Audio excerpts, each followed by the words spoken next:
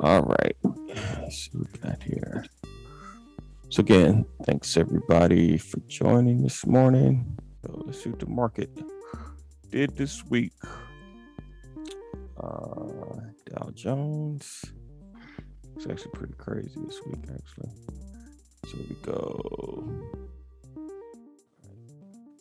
So this is the Dow this week. Started off kind of down on Monday. Tuesday, Wednesday, Thursday was up. And then yesterday was kind of flat for the Dow. But we definitely was coming off a correction. So that's the Dow. Let's look at the Nasdaq. Nasdaq was definitely down coming into the week. So this was Monday. It was down big on Monday. Got a reversal Tuesday and Wednesday. A big update Thursday. It was down yesterday. Russell, small caps. Again, it kind of looks like that same, similar to the Nasdaq. Nasdaq is tech. Russell is, again, small cap stocks. Down Monday, up Tuesday, gave it all back Wednesday, up big Thursday, down yesterday. So Thursday was a huge day for most. And then it's S&P, so kind of broader market indexed.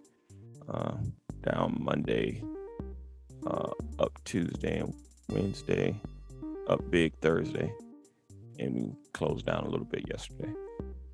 So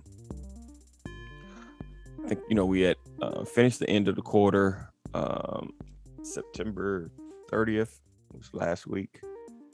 And so hopefully we'll be starting a new trend, but can still maybe have some pull back in October. But hopefully that most of that is over. I hope, but never can tell. But traditionally, September is the worst month. I think September and October, I believe, are like the worst 2 months of the year for the stock market. So if we continue to get some more pain, just kind of be aware. But Hey, Mike, I just jumped in. Which 2 months did you say are the worst usually? September and October. Gotcha. And why? What do you? That's just historically. Huh? It's just historically that they're just the two worst months of the year for the stock market. So if you look back at it, just historical trends, that's the case. There's a thing called Trader's Almanac that kind of charts, prices and performance, and that's just one of the things. Gotcha. Do you know if, or would you say that applies to crypto as well, or is not? No, crypto is not correlated with the stock market, so crypto can go up, go down, on its own. Right. Okay. Yeah, I didn't know if there was just any other correlations like that with crypto as well. That's right. All right.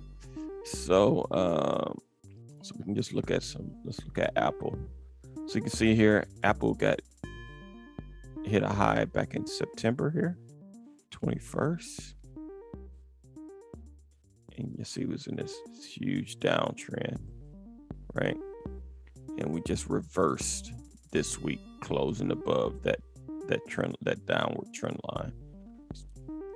So Wednesday and Thursday. And so you can see we finally got above. But so if you measure this move from the top to where we ended up, to the bottom, it's 18% move down.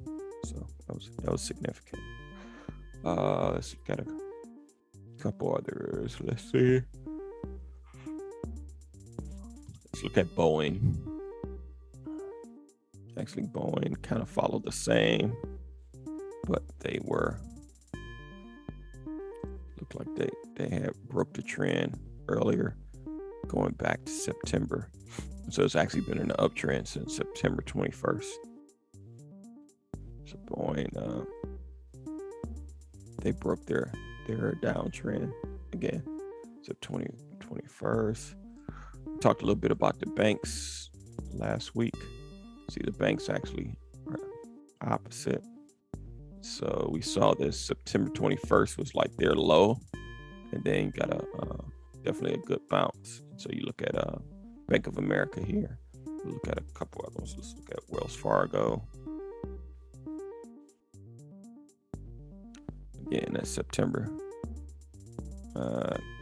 They kind of bottomed out right here September 1st, and they've kind of been up. But even in the last week, they got a pullback, but a continuation. So you got a pullback here, got down to this low of almost 45, and then they're running it back up again here on that trend. Let's see, Bank of America. Let's look at Citigroup.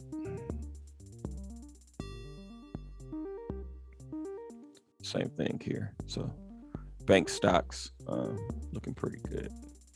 All right, let's look at don't know how many pet lovers we got out there, but Chewy. This is the e-commerce pet site. So look here. You can see it was definitely in this downtrend, and it's just continuing this downtrend even lower. Where we got a bounce this week in the Nasdaq, Chewy's just continue to go down. So still looking for a close above this trend line. Actually, I bought some this week. Was thinking that we was gonna right here, thinking we was gonna get above and sustain, but yesterday was back down again. Let's look at Coinbase for the crypto people. Still got a downtrend here. But look, you see how I broke this downtrend October. So really this week, it broke it, kind of settled here at 224. Got big days, Tuesday, Wednesday, Thursday, and closed down a little bit yesterday. But definitely broke that trend down. Let's look at Costco.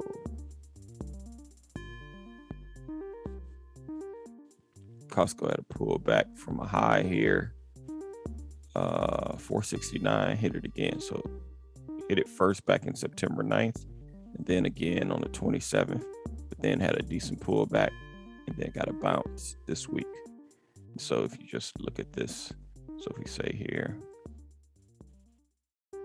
got that double top there, and then it's downtrend, and then it broke the downtrend on I guess that's Wednesday. Yeah. So let's look at EA. EA is a game publisher, video games, EA Sports. You can see that they hit a downtrend here, but they bounced pretty good. And this is going back to September 22nd. And then it was down big. I guess that was Wednesday. And then recovering. So looking like they're trying to get back up to this 143. Fubo. This one's interesting. Definitely was in this downtrend. Got as low as, look here, got down to the support level just below 23 a couple times last week. And then we got a pretty good bounce this week off of these 23.04. When as low as 22.78, and now got as high as 25.59, but closed at 25.12. So, all right. Any questions before we start looking at the individual names that you all have been tracking?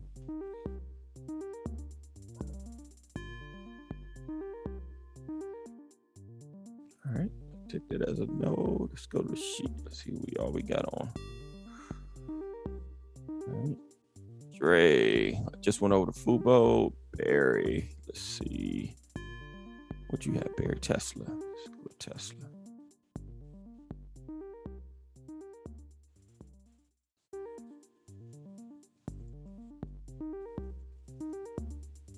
All right. Tesla EV stocks. Actually, Tesla They hit this down point back in August. And they're still just trending up to the right. So Tesla's doing good. So just extending this trend. So we're just gonna keep the slope the same and just extend it out. So long as Tesla is still above this trend line, just continue to hold it. Let's see, Barry, I know you're at work, so I just went through yours for you. Let's see, Darren. Darren, what were you tracking? I don't know if I ever gave you a stock, Darren. Darren, any stock that you follow specifically?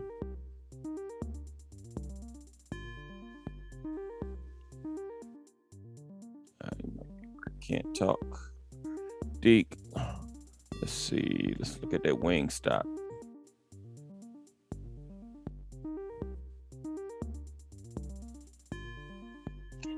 Yes, sir. All right, how you doing? I am good, man. Good to be back home. Yes, sir. Good stuff. All right. Let's see. His wing stock definitely was in a downtrend. He didn't even get a bounce this week. It's interesting. So this has been a good, particularly Tuesday, Wednesday, Thursday of this week. But GameStop is doing the opposite. So I don't know what's going on here. Let's see. You can see that they broke this uptrend right here. Back on the 27th. It's just coming down here on this wing stop. What are you doing with this wing stop, Dick? You still holding? I'm holding for right now. Okay. All right. Let's see. Okay. And so I put it in my bucket. See, David, let's look at your Roblox.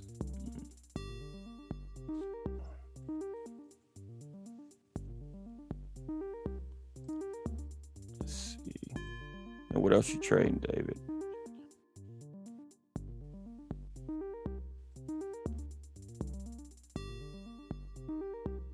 Talk to me about your chart here, David, on this Roblox.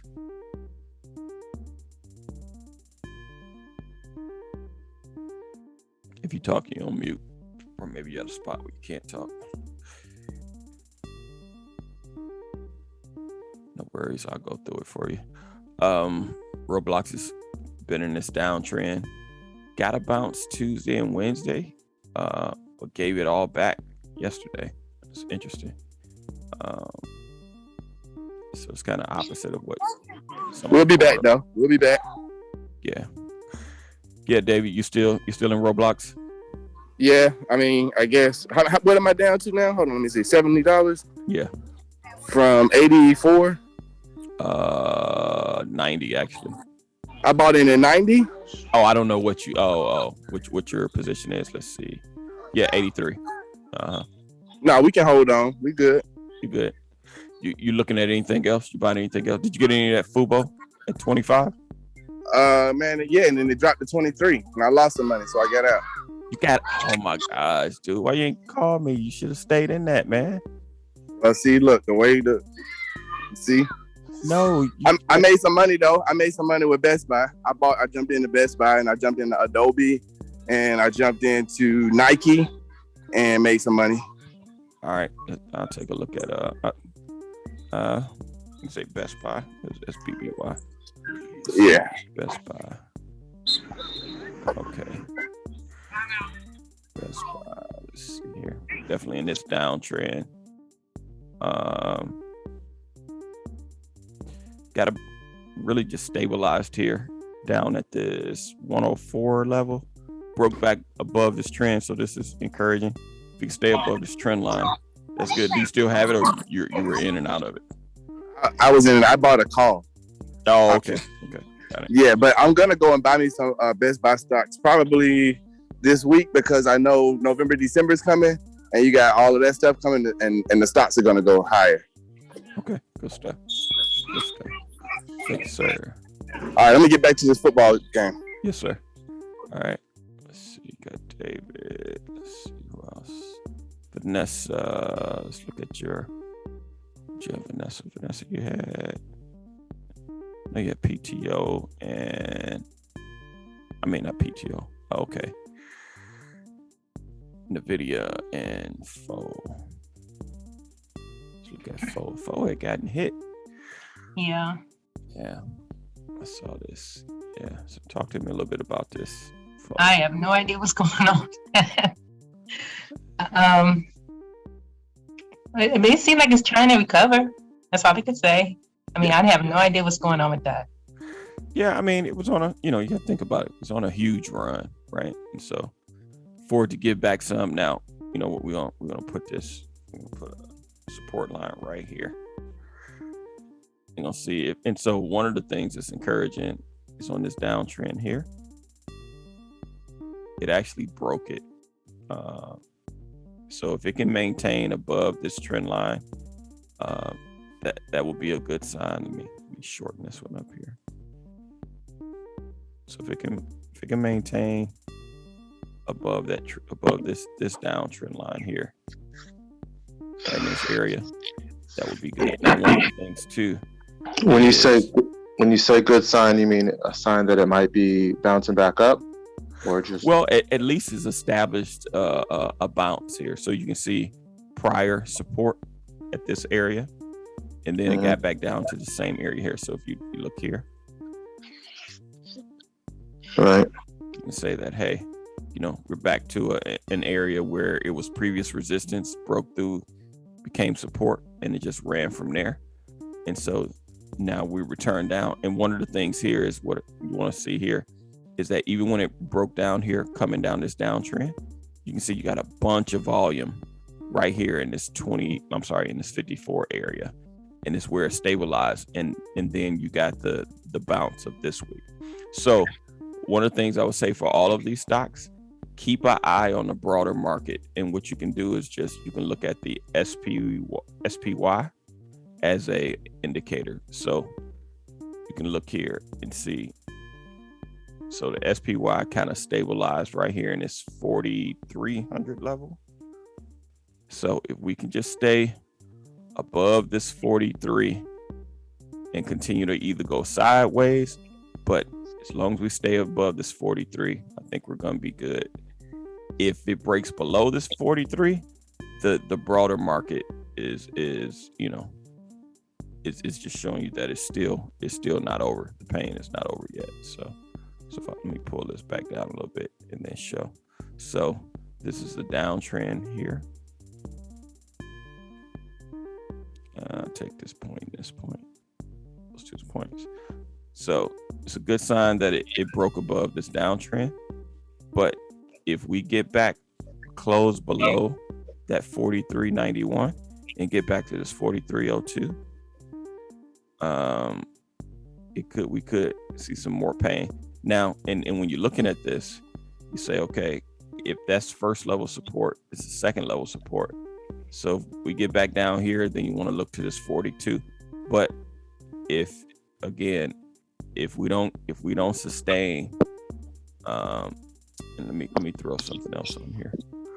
So let me remove some of this because it's gonna get too busy. 1 second. I want to show you something. All right. So these are moving averages, and the main one we want to. So it's really the 50 and the 80. Let me hide these other ones.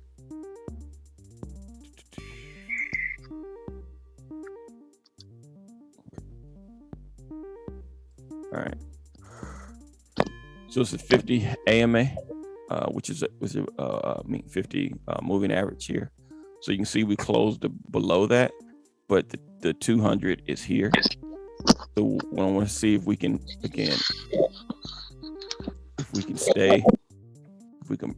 we're above this trend line here. So we can stay above this trend line, and if we get a close back above this 50 moving average here, 50-day moving average because we're on a daily chart, and the yellow is a 50. If we're on this 50 moving average, so you're saying 4,400. If we can get back to that 44.40, that would be definitely a good sign. But the level that I would typically be watching here specifically is this 43.02, 4,300. We close below that, then we might be in a little bit of trouble. So just pay attention to this, because again, this is S&P 500 index, and if the broader market is going down, you might have a couple outliers, meaning that you may have a couple stocks that may buck the trend, but by and large, they're going to follow what the trend is. So, see, Walt. Yeah. What were you looking at? I just did arbitrarily Amazon, so I didn't even realize it was that high. So like, I think my stock only bought one, so I was supposed to find some other one. So you can skip me for now. But I got a question real quick. Can you go to the person you were just looking at before? Yeah. Default. Oh, I'm sorry. I gotta finish her up because she had another stock there. But go ahead. Yeah. Go. Question. So where that support level is and that volume trade, is that a good sign? Because usually if they're buying back at that means it's going to jump back up. Yeah, I think this is definitely a good area. But again, you got to take this in the context of what that S&P is doing too. So if the S&P stays above 43, I think this is a definitely a good entry point. But if it breaks below that 43, I would not be surprised to see the stock retreat and go down lower. Well, and then, I mean, when you say that, like, how much time would you give it to check on that? Is that a 3-day thing, a week thing? You just want to kind of see if we shift overall. Just want to kind of see if we shift overall. And so really what I want to see is it just either goes sideways at a minimum. So if it trends, up and down, but if you see that this reverses, because these last 2 days, like I say, we're up, we kind of buck this whole downtrend. But if it drips back down into this area, to this 43, and then if you start to see a move, much lower, then I would start to tighten up some of the holdings, because it's hard to fight against what the broader market is doing. And when the sellers come in, they'll just start selling, whatever, and your stocks can get caught in that. So it's hard to fight that broader market trend. But by the same token, if you look here, so if I say, this is S&P, so if you were trying to go short against this move, you would have been trying to fight the trend there as well. You see what I'm saying?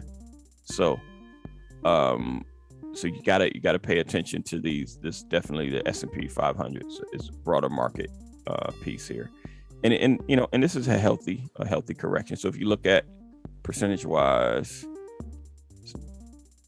down 5%. It's not a huge move. Technically, a correction starts at 20%. That's what they technically call a stock in correction, or beginning of a bear market. 20% down. So got a long way to go there. But you, again, just want to look at your levels. So this 43, and then this 42.28, and then this 4,000. So Mike, I got a question. Yes, ma'am. So you said earlier that September and October is usually the bad months. So for SPY, September and October last year, did it do a big dip like that as well? Let's see.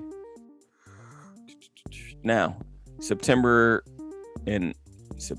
last year, you got to remember, you got to give some context to that, right? Yeah, we were recovering from We're coming out of the pandemic. So really, we had this bounce here, and even so. Sorry. Wrong day. So let's go back.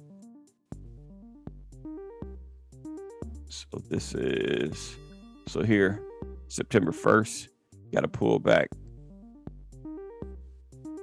Bounced here at the end of September, went up in October, and then got to pull back from mid-October down to the beginning of November. And then from there, then you started the big run. So if I take that and move it back over. So even in that case, yes, we did have a pullback. September, October last year. Got to pull back once, got back higher, pull back again, and then you were off to the races. So just be mindful. October can be, a choppy month. So if you get some of this stuff that happened last year, again, this month, just kind of expect it.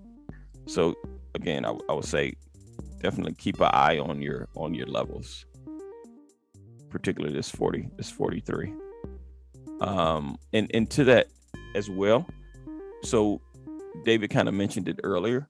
We're going into the holiday season. So you got Halloween coming up. There's a lot of money spent on Halloween.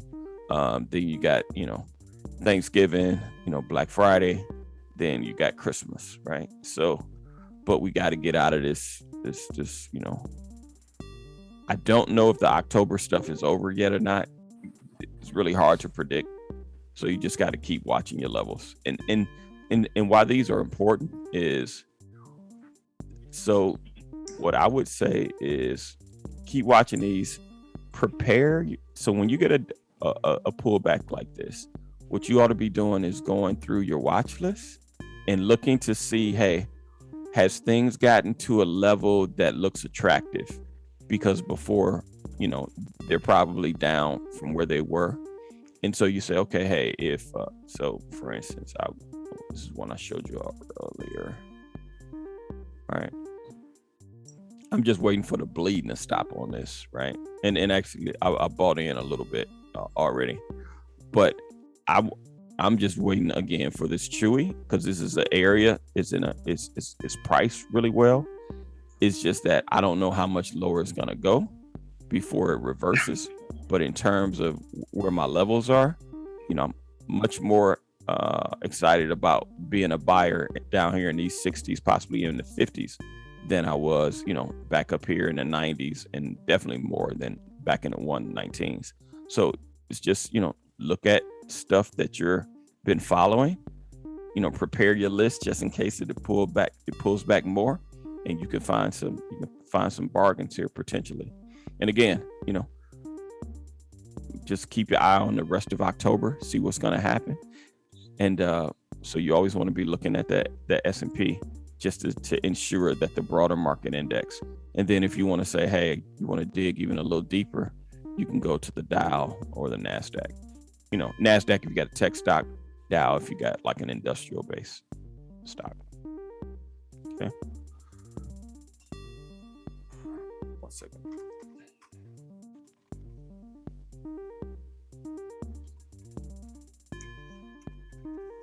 All right, sorry about that. Get some water. So let's go back to your NVIDIA. Vanessa. So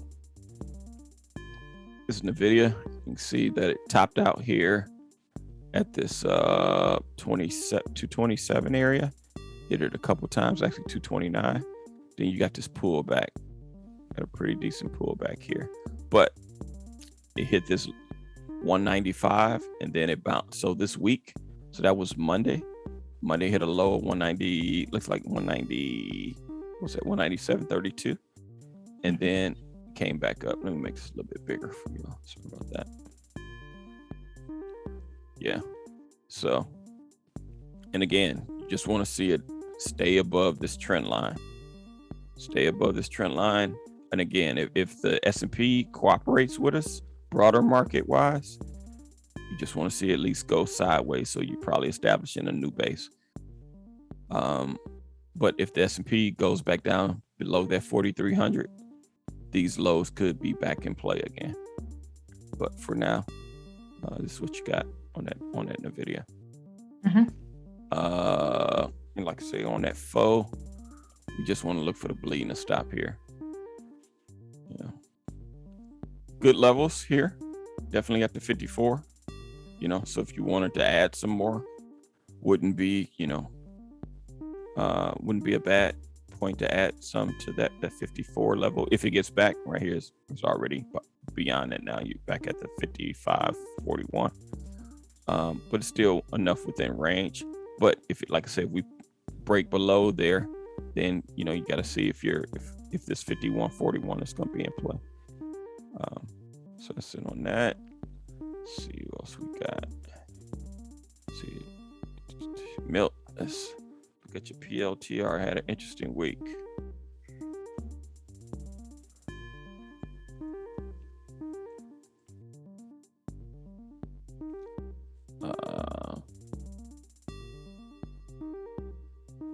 Now, out of these stocks that you all are looking at, have you all been buying any?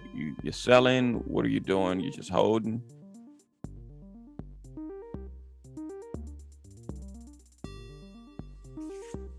On mine, I'm just collecting insurance. Oh yeah. Well, yeah, that was kind of for everybody else. I know that you had a different deal because you're actively playing this one. Milt, what did you do this week? Because this is kind of, last 2 weeks have been kind of brutal here. Yeah, believe it or not, this has been horrible, but I have been playing it so close at the top. It's sort of like it's a relief it's going down, because otherwise I'll get caught the other way. So okay. I'm betting against it all the way down. And you see how it keeps popping up against that 24? Yes, sir. Mm-hmm. So that's what I'm betting against for this Friday. It's not going to go above that 24. Okay. So what you so you just selling the calls at the 24 level? That's your strike? Yes. Okay. For Friday. Okay, good. Yeah, this thing it was interesting because what is that? About a 10%, about 20% pullback. Yeah, about 20% off that 29 to where we are. Yeah, 20% pullback here. So that's significant. To me, this looks. So you got some volume here. The only thing I don't like is you got that bump this week here, but you gave it all back Thursday and Friday, so that necessarily wasn't encouraging. But it's gonna be interesting to see what's gonna happen in here. It's gonna hold us, or what. So I don't know what's gonna happen here, but I think this is a decent area to nibble for other people if they're watching. Again, in the don't forget the narrative of the 4,300 on the S&P. But if the S&P continues to hold sideways, it should be good. And particularly, and even if you don't want to jump this for anyone else, if you don't want to jump this trade and get in it, just wait until you get a close above the red line to the right. If you get a close above the red line, then that could be your entry, because that would at least signal that you've broken the downtrend. Now, if it'll hold, it's a totally another question, but at least, you can wait, because if this thing continues to go down, so let's look at a couple scenarios. Say you bought here at the 23.48, but let's say if we were to expand out, if this just kept going down and this trend line was to stay intact, then you could just be too early. So, if it went down here to this 21 and nothing ever broke above to the right of this downward trend line, that's where the trend line can save you. And you want to wait until you get confirmation of a close above this trend line. So, but if you're a little aggressive and you want to buy now, you could do so. But if I were to do that, I wouldn't buy my whole position here, because I'm still looking for some confirmation above the trend line.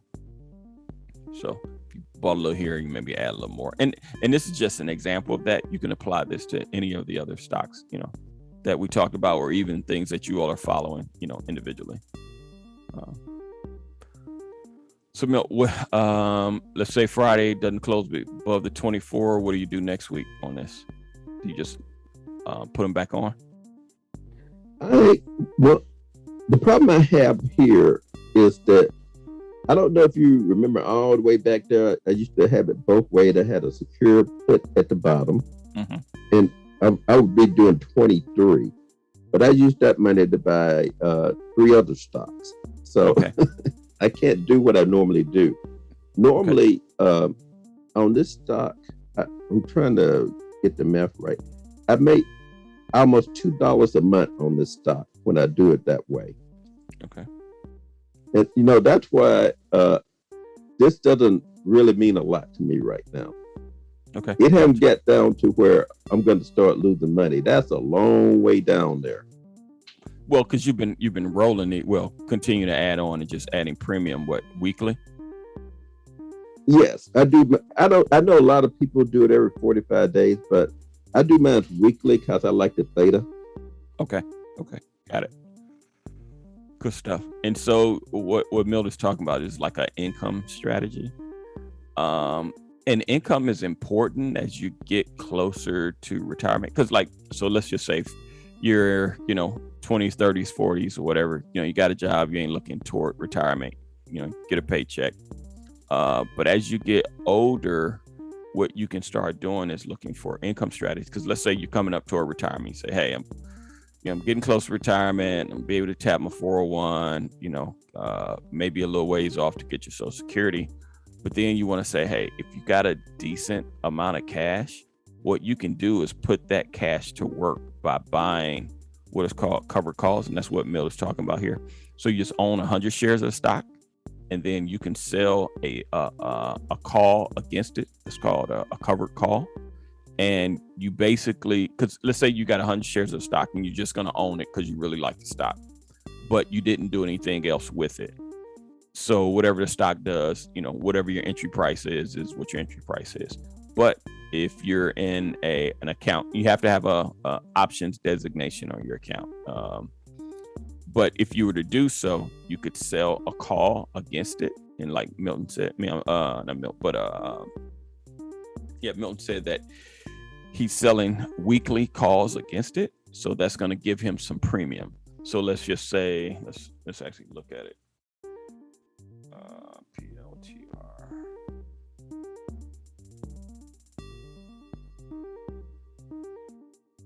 All right. So if I go here to the options chain, and he says he's trading a weekly. All right. So the next weekly.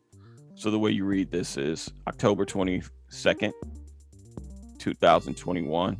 Got 13 days. Okay, that's not the most recent. Okay, so here's the next weekly. All right, the 15th, October 15th. So that'll be this coming Friday. So you could sell a 24 and collect 44 cents, right? And so what happened is if the stock doesn't close above 24, you would collect 44 cents or $44 for 100 shares and still keep your stock. If the stock closes above 24, you still keep the $44, but they're going to basically give you the $24 in exchange for the stock if it closes above $24.01 or higher. Okay.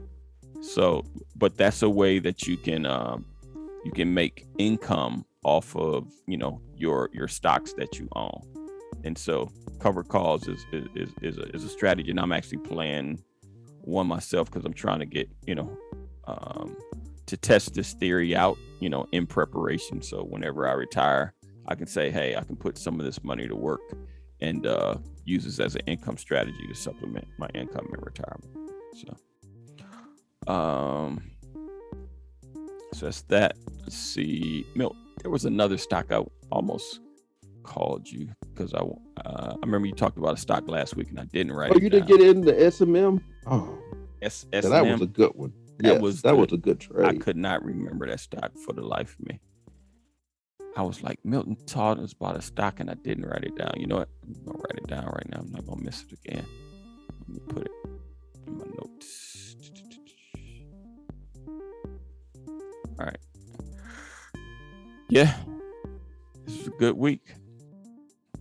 Yeah, so you can see we were already in this uptrend. This thing has even started a trend within the trend. We're already in an uptrend, and just look at this peak, this not peak, but this increase in So here we was just going kind of upwards to sideways, and then from September 21st, the slope of the line has gotten much higher. So it means it's going up, more aggressively in this uptrend. And so what's interesting about this stock, this is an example of a stock that acted kind of contrary to what the S&P has done. So if you go back, so this is an outlier. It's kind of a little bit from the commentary we was talking about before. So you can see here from September 3rd all the way down here to October 6th, we were pretty much in a downtrend. Then we just got to bounce this week. Versus going back to that SM, you can see here September 3rd, September 2nd. And so really from September 9th, this thing has just been up. Got a little pullback here, but it's just kept going up. So this is one that is, has enough strength in it that is not even obeying the broader market trend. And it's just going crazy. Milt, what's the narrative on this energy play? Do you know? Yeah, basically it's the economy is opening up. I think you guys gonna see it in gasoline probably soon. People can't move stuff around, so stuff is getting stuck, which include oil. We are using more of it as the economy is opening back up and doing it really aggressively. You'll see around Christmas. This may be the time later on to start talking about Christmas plays, because I think we're going to have a really blowout end of the year. And if we pick the right stocks, I can see everyone making a lot of money at the end of this year. All right. You said Christmas plays? Is that what you said? Yeah, this is sort of like the economy is opening up in Christmas. But what you need to look at, I think it's the OIH. It's the, I think that's the one. Is that? Yeah. Yeah. Okay, go ahead. All this is on the economy is opening back up and everything. Oh, by the way, I wouldn't buy this. This is just but if index. Okay. Yeah, if you see this, this going down, or the the overall energy market going down, that stock is to be sold in a hurry. Okay. I mean, I would do it the same day. It's sort of like I'm always at the exit on that stock, but I had hoped everyone had, that we talked about it last week. Everyone dipped their toe in it when it dipped on Monday. Okay. Right here. Yeah. So actually, this is Friday, Thursday, Wednesday, Tuesday, Monday. So this is Monday, this green bar here. Remember, I'm talking about S&M, not back to that S&M. one. Okay. Yeah, gotcha. I'm sorry. That's more like one of my indicators when it's time to get out. Oh, okay. Gotcha. Oh, so you're saying to dip your toe here on this Monday. So Monday would have been here at the 28. Yeah. Yeah. Remember we talked about it last Saturday. So yeah, I like I was saying, I didn't write it down, and I was like, Milt told us about a stock, and I went back through, and I didn't. What I should have done was just went back and listened to the video, and I didn't. I was dumb. But yeah, and so I missed it, but I wrote it down now. So I got. As a matter of fact, let me add it to my watch list. So if you're in TradingView, you want to add a stock that you're on to your watch list, you just right mouse click. You can say add SM to watch list, and then it'll appear down here at the bottom. Then I can drag it where I want it to go. So, okay, so it's there now, so I won't miss it anymore. I'm sorry. Go ahead, Milt. Okay. What it did was it sort of dipped below its Friday close, and that's when I decided, this may be a good time to jump in on that. Okay. I mean, it wasn't much of a dip, but it was enough for me to go, okay, this is a good time to get in. Okay. And now, then a question: had you had any of this prior, or was that your first entry as well? I have traded this stock before, but it's sort of like earlier this year, energy gapped up, And that's how I found it. Okay.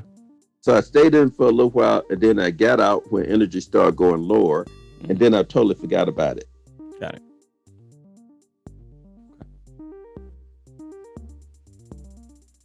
Let's just see here off these lows. Yeah.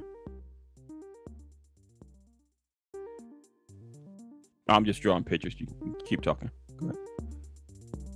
I'm just trying to get these trend lines.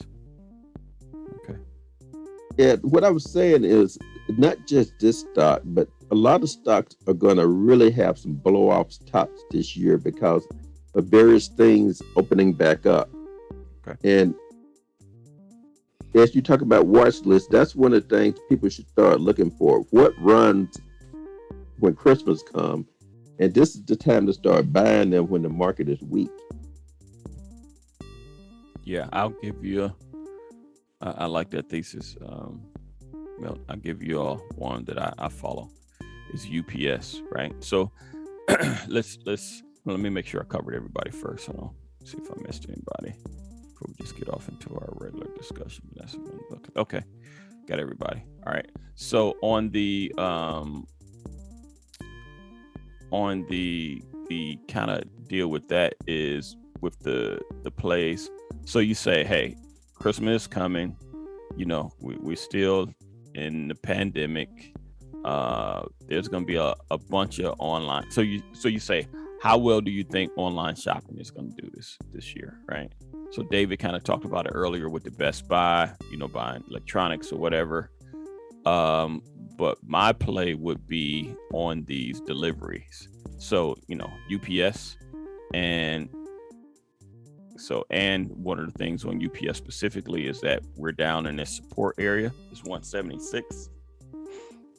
We just broke this downtrend. So you can see we were at a high of 217, broke down at this level of the 199, got even lower and broke the second level of 188 and touched this 176 here. Now the thesis is people are going to be buying stuff crazy online, right? And it got to be shipped. So you say UPS, and then you say, okay, what if you're not a fan of UPS? Let's see FedEx, right? FedEx has also had a pullback. So if you look here, let me just extend that from there. This trend line, and you can still see it. I'm going to take this trend line down here. So if you believe in this thesis for Christmas, you know, FedEx is that a good point? UPS, you know, so those would be two of the stocks I would look at. Now I'm partial to UPS because I've actually traded that. I really hadn't traded FedEx that much.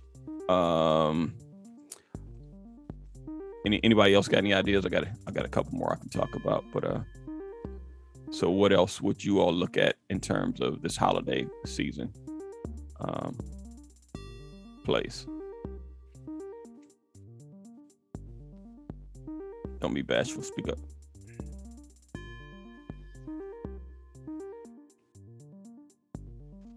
I mean, if I had to guess, did we say Best Buy or anything like that yet? Yeah, Best Buy. Okay, we did. Yeah, that was one that my cousin David was talking about. Yeah, probably Walmart. It's a good Wally World. Let's see.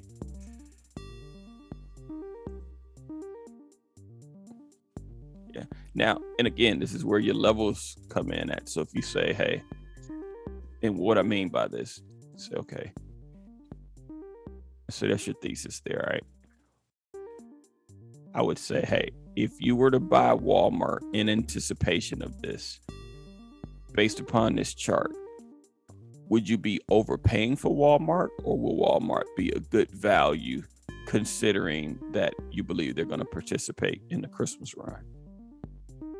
That's what the chart should help you determine. Are you overpaying for it, or is it value? What? So help me out on this. What would you say given that you're looking at Walmart here? All right. So looks like If you go back over to the right a little bit, would you call that a triple bottom almost? Well, I guess it has to go. Yeah. So, Yeah, definitely. all right. I will call that triple bottom here. If you take these as 2, yes, sir. Definitely triple or quad if you count those separately. So definitely. Yeah. So that's the first thing I saw it would identify. So again, based on that, what we just talked about, I say getting in right now would be a good price point. Okay, good stuff. And thanks for walking through that walk, because this is how you kind of want to be able to make an understanding of what it is. So my initial question was, would you be overpaying at the 136? I think not, because you have hit highs up here at the 152 2 times in the last 6 months, right? Actually over the last year.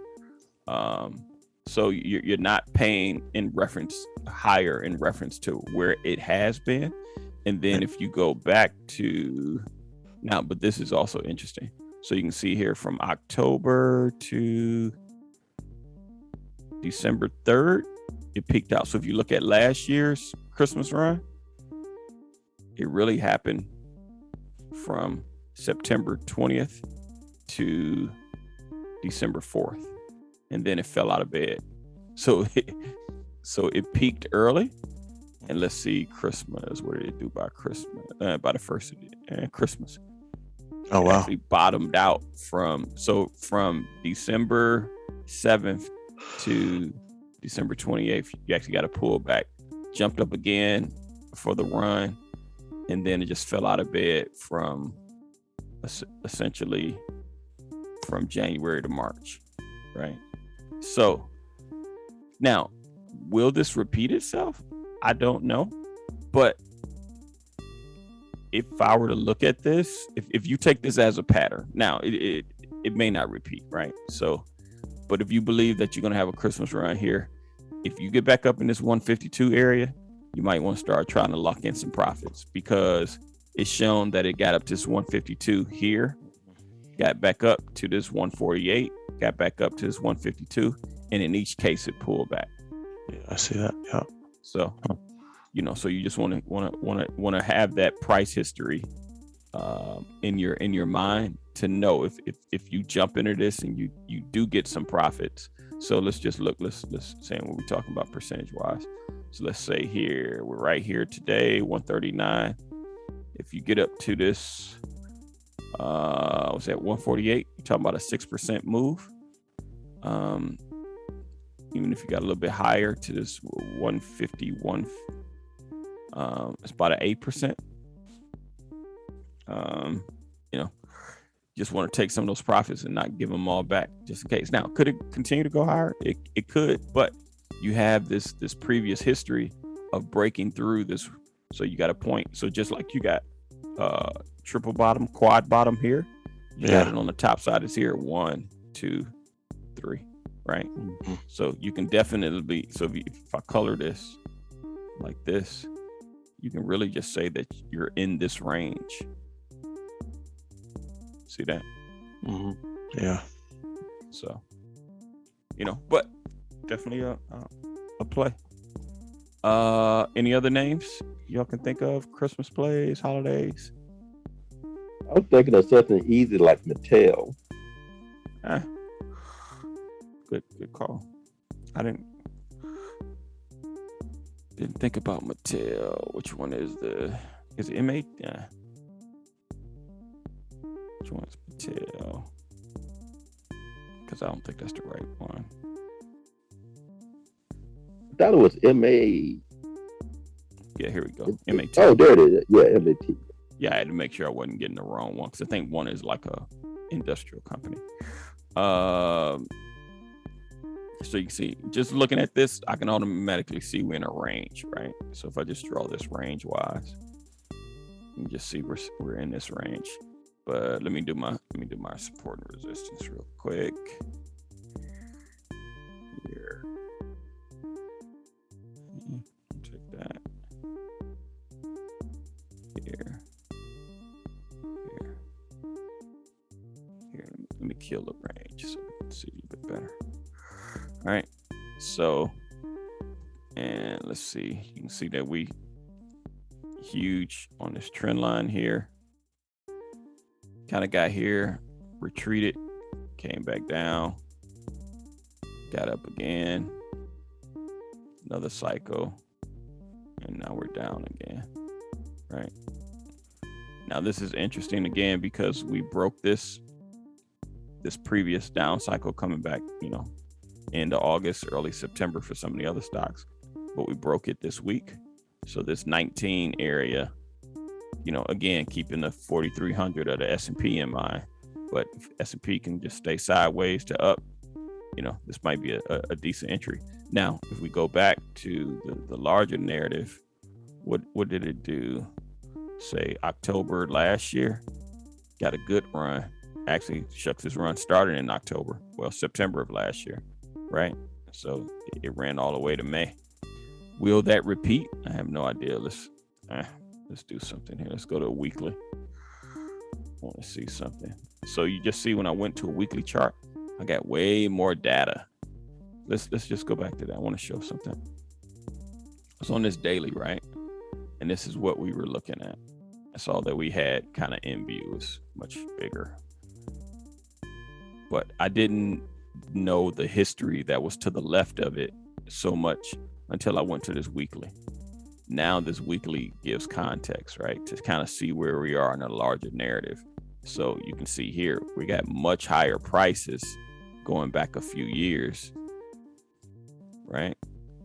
But you can see this huge downtrend from those highs, right? So I take that point and this point here, just draw that trend line. So we pull back huge from this 34. Now, why this is important is it gives you larger context to the move. So you see,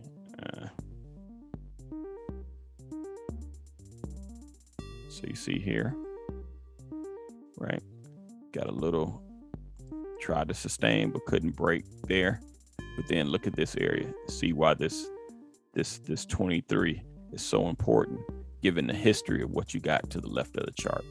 And then even you keep scrolling out, you can see that 23 still comes in play, just going back historically, right? It's crazy how that 23 level plays out over and over and over. Y'all see that? Yeah. And then by the same token, look at this bottom here. How that I guess that's, what is it? Technically $11. How this $11 area. And then look recently. Where did we bounce? Back down in here. Got down this area, just went sideways for a long time, dropped a little bit below. But this $11 area to the $6, actually whoever bought in this $6, pretty happy at this 22. But and this is something you got to look at as well, is that for whoever bought down here at this 6, it's a heck of a run to 22. You're talking, so if you was fortunate enough to get it in 6, and that wasn't that long ago, that was a year ago, back in June, right? So you say a 1-year move got you, actually, do it both ways. So you got 260% move off of that 6 area, and it took over a year and a half, 497 days. But that's crazy move, right? And you can see that it's like, hey, this 2273, it's just like they're gonna be sellers here. So this is really interesting. So going back to the overall, what Milt was saying, Mattel. So we're gonna play this for the Christmas bounce. So if you say, given what we just saw in that chart, if you go here, you say, hey, I don't believe it's gonna break through that 23, that 22.59. But even if it got close, let's just be conservative. Let's just say 20. Let's make it an even 22. All right, so if it goes from where we are today at 1901, I drew a little too low right here. So 1901 to 2219, you're talking about a 16% move. Yeah, 15 and a half, 16% move. That's, you can make your year on that. You know, anybody be happy with a 16% annualized move. So if you can get this between now and Christmas, that'll be good. But I don't see this thing breaking and holding above the 23, given the history that we've seen to the left of the chart. So, you know, that little exercise I just went through, sometimes you just want to look at a larger context to what you're trading, what your charts are showing you. Even though you're going to trade on a daily chart, you want to see what the weekly may show you, because it may give you much more context in terms of your levels. So, and if you're trading on a shorter term time frame, let's say you trade on if you're looking at a 1 hour chart, if you're looking at a 1 hour chart, if you're doing some intraday trading, 1 hour or even a 15-minute, always try to go back and look at the next higher time frame. So if I go to 1 hour, I might look to a 4 hour to see if it shows me something different, or look at a daily, right? But since we trade primarily, I look at daily charts mostly. I will go and look at a weekly chart to see if it gives me some context, and particularly in a stock that I don't follow, because if I follow it, I'm familiar with the kind of with certain levels. So like, you know, as an example, we talked about the UPS earlier, right? Also as a Christmas play. But I know this 170, 176, this 155, you know, I know these areas because I've been following it, right? So I wouldn't have to necessarily go to a weekly on this to get larger context, because I'm familiar with these points already. But a stock that I'm not, I may want to. Anybody else got any other names for the Christmas rally?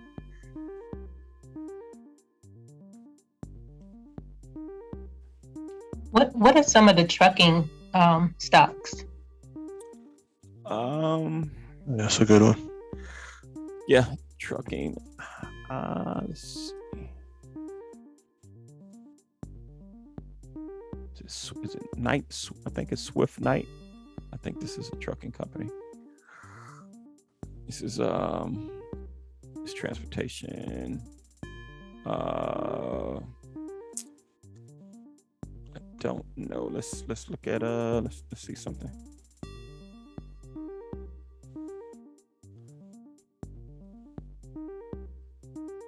Trying to see if there's a truck ETF.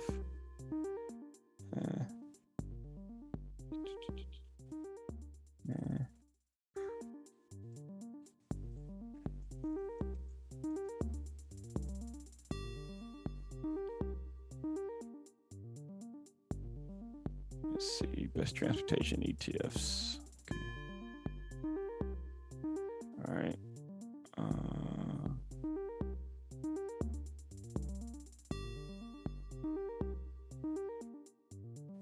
Hale, never heard of that one. Let's see, Hale Small Cap, the Target Smart Transportation Index. XTN. Okay, S&P STN. Let's go to this one. I want to see what's.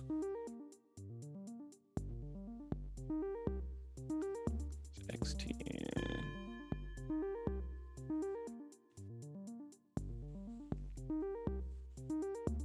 All right.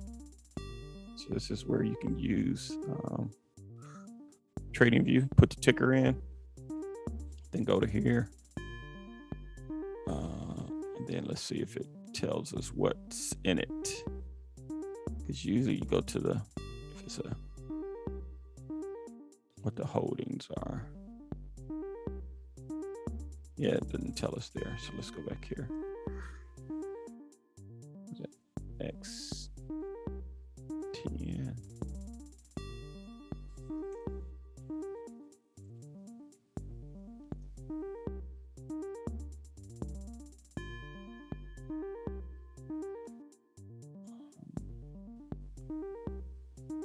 Sorry, dyslexia.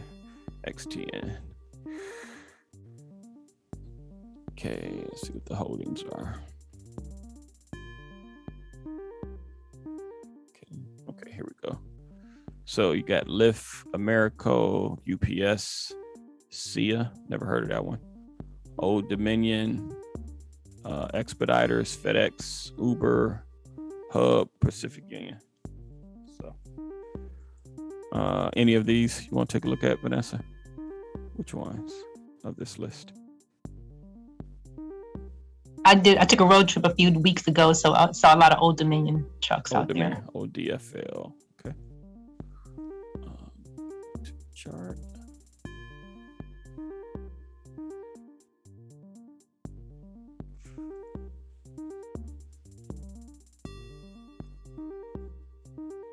Type.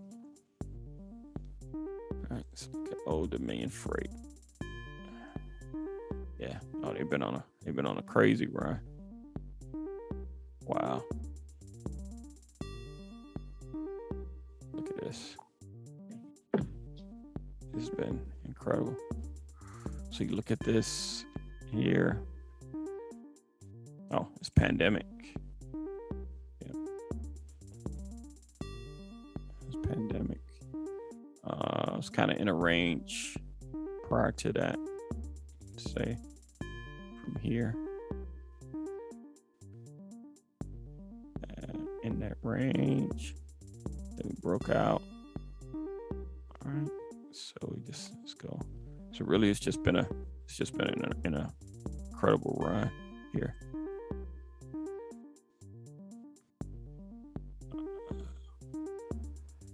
Something like this. All right. So if you say recent from September, kind of topped out, but again, given what it's done to the left of the chart, just kind of in this range right here.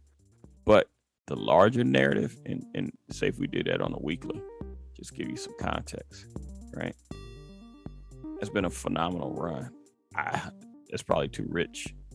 I would think I would look at something that hasn't had this kind of run, because are you going to still be able to eke out? So you think about this. So let's just measure this run from, and we're talking this pandemic lows, I believe. Yeah, March 20. So you take that to where we are today. That's 84% return. That's crazy. Almost 2 times. So yeah, I think that one might be, that one's rich. All right, let's look at one of the other ones. Let's see. Old Dominion, they've already had their run. Let's see. Expeditors. I think I've seen Expeditors on the road. EXPD.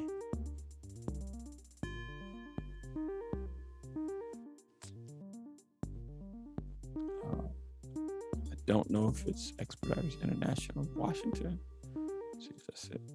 Yeah, that's it. Okay. Again, this looks like that OD chart. Old Dominion. Look at this run here. Now, what's interesting about this is that was, so that's like the broader level off of the trend off of that first run. But even if I were to tighten this up and take, because it got on a much higher run here, we broke it, but you can see that got a pull back in both of these. Now, so what you could do is, let's try something. Let's do this. Let's go back before the pandemic. Let's see what was normal. So let's go where we were in September, October. So let's go back. Okay, September. Okay, so it's October, September, October. Let's look at January. So you can say here, if you look at the pre-Christmas runs before we went into pandemic, because the pandemic numbers are just, it's an anomaly. So you can say you got a run from there from from October to December. All right, let's do it again. This is October. What's that? December 10th. Got a run. Go back again. October to December. I'll go January 2nd. So just giving, looking at 3 previous examples, not including, again, 'cause like I say, pandemic was crazy. But you can say, hey, it worked here, it worked here, it worked here. So now if you take that just in terms of what it's done before, now let's go back to where we are today.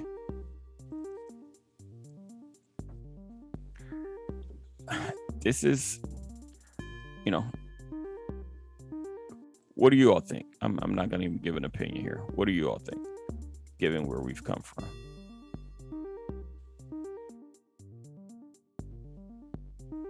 What you all think about that? And this is July of last year. So let's just tighten it up to this year. Sorry. Let me go to daily here. So let's just do 2021. Okay. All right. So this is this year only. What would be your call on that, Vanessa? I would say that it would go back up. I mean, at least till hopefully to wherever the resistance is. Okay. All right. Good point. I didn't even draw that. Let's draw support and resistance here. Let me get rid of the box.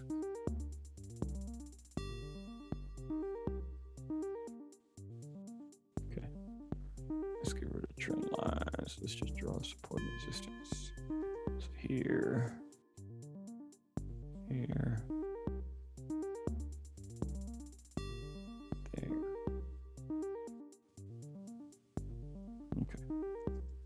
Now, okay, we'll put our trend line back. Draw it. Yeah, I guess I'll do it right. Okay. So now if we, and then let's just take this. So we're just looking at 2020. Let me do that. Sorry. Let's just go back 2021. Trying to get up. All right. So we go back here to March. So if we measure this up, this is about a 41% run to the peak. But from where we are at this point, 25% run. So Vanessa says she thinks that we may be able to get back. So let's just say if that's true, Vanessa, say from here to back to the resistance, 13%. If you make that, that's if it can get back there between now and Jan 1, December sometime, that's a good move. 13% move.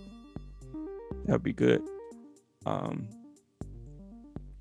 I would keep an eye to see if you get back here. So really what I would do, I'll put this trend line on it. And I'm gonna have to see now you can be aggressive and enter here. But if you want to wait for confirmation, wait till it get to the right of this red line. Because again, that's confirmation that the trend has been broken. The downtrend has been broken. You can be aggressive. So I kind of have it on this line here. If I wanted to tighten it up and make my trend a little tighter, I can draw it there. But it's only going to be a couple point difference in terms of where the entry is. But I would want to wait until, if you're conservative, wait until you get the confirmation above the red.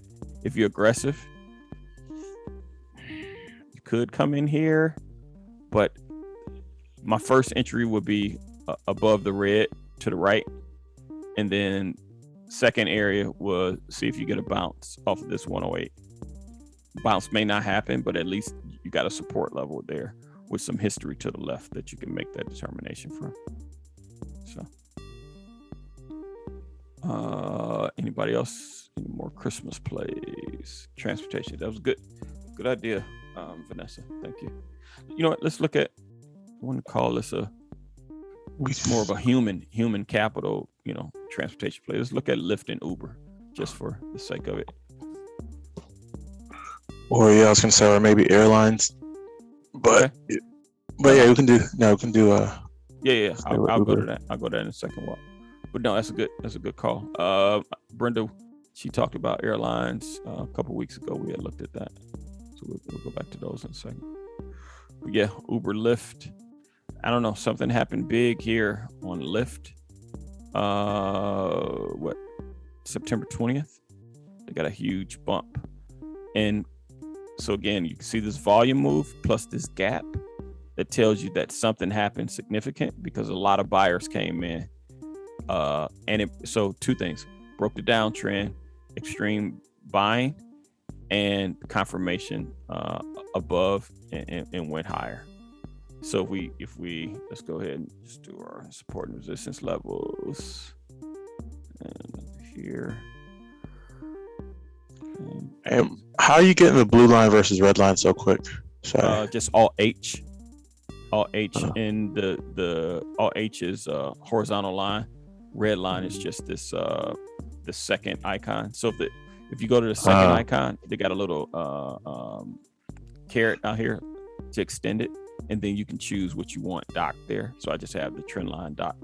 So I just go here and hit the trend line. That'll be my red, and if you just do all H, that'll give you a blue. Okay, cool. Thanks. And then if you have a line, if you click back on the crosshairs, if you click on a line and it shows you this little anchor point, you can either move it up or down, or if you don't want it, you can just hit the delete key and then go away. All right, thanks. Yes, sir. So here, this is definitely good. If you go back, let's finish drawing these trend lines. Support and resistance. Sorry, we finished that.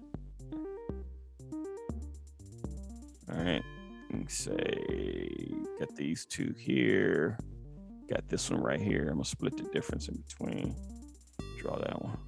Okay. And then we can take this extreme low here. All right. So now we got our support and resistance in conjunction with our trend. Really, Uber is if you look at this range, you're about halfway in the range from 38 to 62. So you're right there, almost 50% in the middle. Interesting. You got a good bounce here based on volume. First point of resistance is 52. You get a close above this 52, you might be off to the races. If it stalls at this 52, you want to see what happens if it gets back to this 48. See if it can hold the 48, either go sideways, build a base to go higher. If not, this 38 may not be back in play again soon, but you'll watch it. And if you wanted to, I wouldn't have a problem with if you wanted to split this in half, just based on this previous point here and this low of last week right here of this 43. You want to draw another trend line there. So you can say started a new trend here.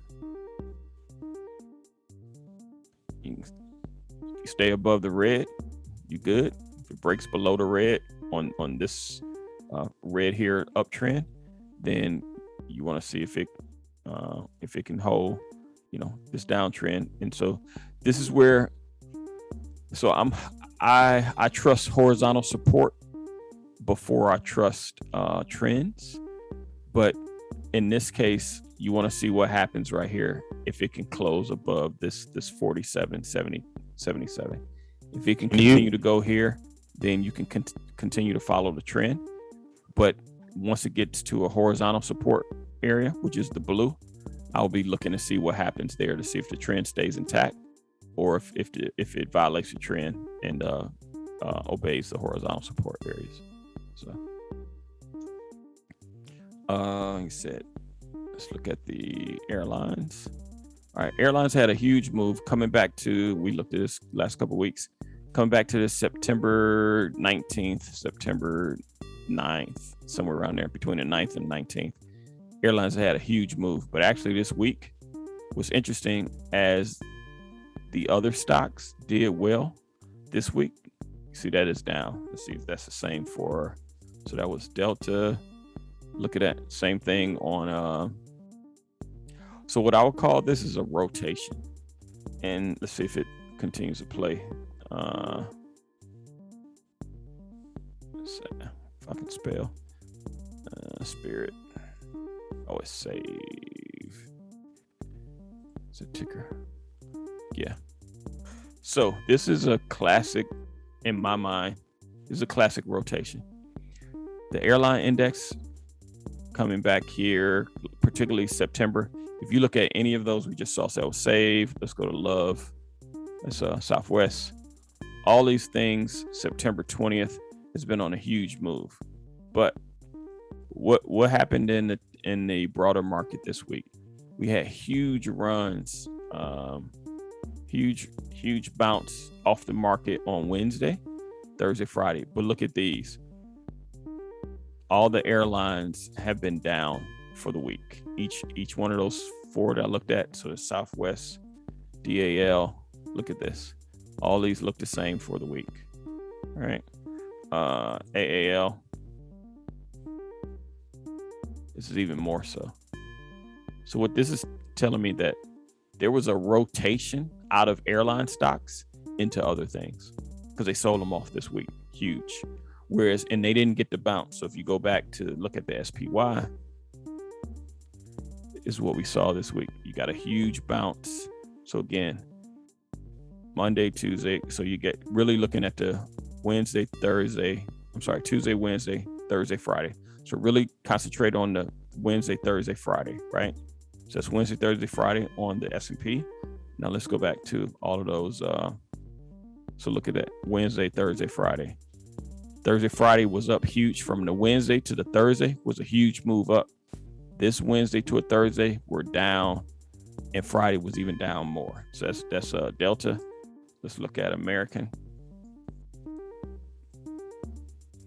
Look at that. Didn't even get the Wednesday bounce. Actually, from Tuesday to Wednesday was lower, and then from Wednesday to Thursday was lower. But on the broader market, it was much higher. This tells me that they rotated out of it. They took their profits, and they were locking in profits out of this airline run, and they sold them off. Let's go to Love.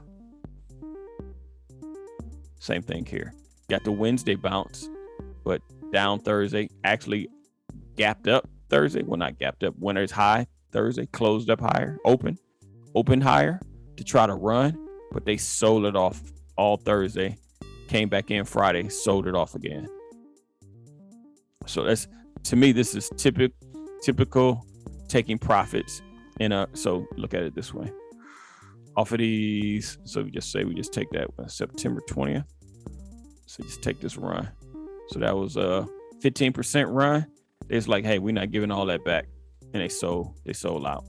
And they just rotated and bought other stuff. So now back to your overall question. Walt, could airlines participate in this Christmas run? To me, they've already had their Christmas run. I don't know if it's gonna turn and bounce back again. I think they've had it already. But I could be wrong. Was there some news or something? Why do you think the spike overall? Was there something in the news? I don't know. That anyone knows? I don't know. But when we looked at this a couple of weeks ago, if you go to each of these charts, so that's Love. Let's go to American. I don't know what happened on anywhere between September 9th and September 19th. I don't know what happened, but you can see each of these had a huge run. That was Love. We can go to Spirit. Again, you can see them all the same. September 20th. I don't know what happened there, but something happened because they all went up big. So what it was specifically, I don't follow airlines, so I don't track it enough to know. But it's a 14% move in literally 1, 2, 3, 4, 5, 6 days. Less, 6 trading days. 13%, 14% move. But they all did it. So whatever it was, I don't know if some news came out, if there was some talk with what's that conglomerate out of the Saudi Arabia that control oil price. OPEC. I don't know if OPEC says something about production or what was happening in the oil space. There's probably some narrative there. I don't know, but you can see. I don't have to know. You can just see that something happened, and all of them acted in concert, and they had this run. But by the same token, they sold it off, and I think they're just taking their profits, not want to give all those profits back, because again, the S&P was up, particularly between Wednesday, Thursday. This is a huge move, and you can see this Wednesday, Thursday was down. So to me, this is a rotation. They're rotating out of this and then buying other stuff. It could be just taking profits. And if it gets back down to this 24 area or whatever they started their run on in between September 9th, September 20th, you can see if they repeat that or not. So so that's kind of where we are for the week. Any other stocks we want to look at before we call it a day, or just any questions in general? Stocks, options, crypto, anything's on the board? I do have one, but I want to. If anyone else has something stock related, let me know. This is about crypto. So if there are any other stock questions, go ahead. I can wait. Bueller. Milt, Deke, Vanessa. Unfortunately, I stepped away. I don't know what the question is. Oh, the question was just any other stock questions? Because Walt had a question about crypto. Okay, really quick on S&M. I'm going to put a trailing stop on that one because it's really so steep. Okay. I distrust a stock that moves that steeply. Yeah, and you said, okay, so you said your entry was Monday, so you're in at 28-ish. Yeah, it's around there. Yeah. Okay. So, let's see what the ATR is on that, Milt. Just to see.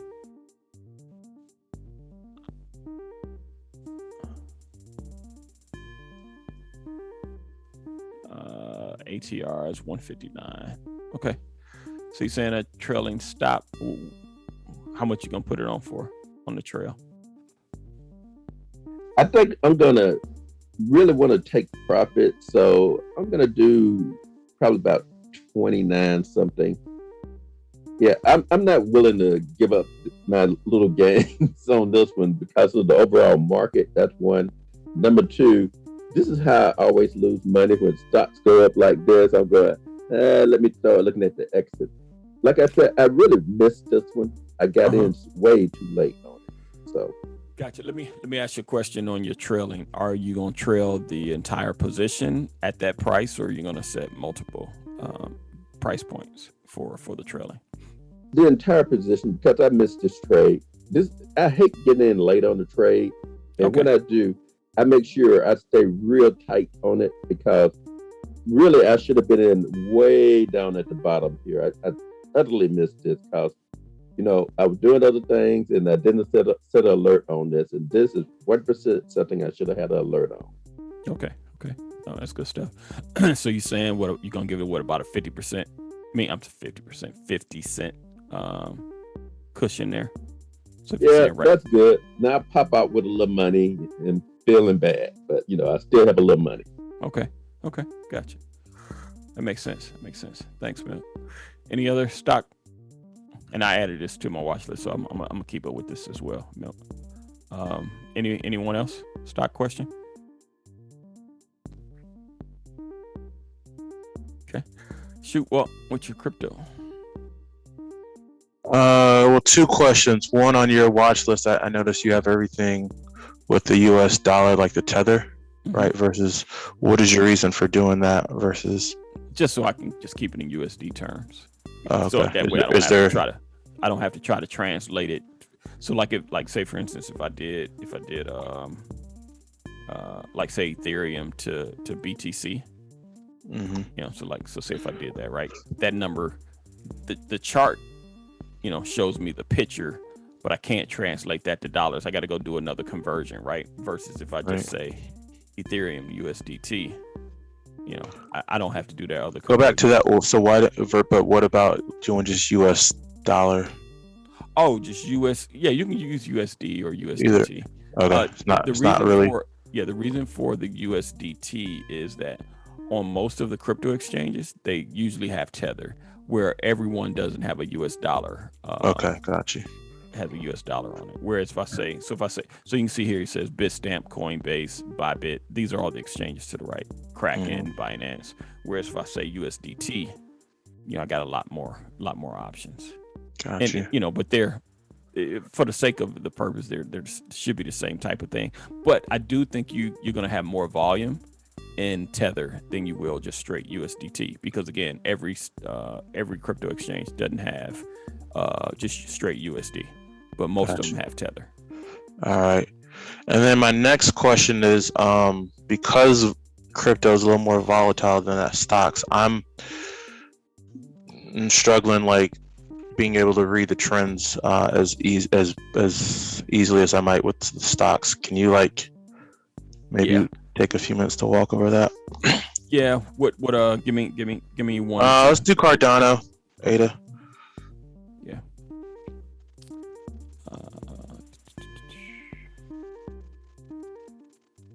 You know what? And let me go back. So in here, so it's ADA. Let's say USDT. All right. So what I did was, the reason for that, when I first saw USD, what I'm looking for is the bigger exchanges, right? So I don't want a smaller exchange. I could do a Coinbase, but I know Binance has more liquidity, right? And then when I do USDT on it, and I say, okay, I want to, because I'm, again, I think it's going to trade more in USDT volume wise and on a bigger exchange. So that's why I choose the Binance one here. So that's ready for that.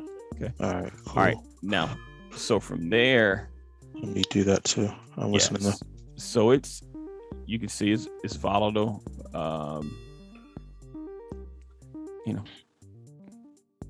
Again, you got your support and resistance areas.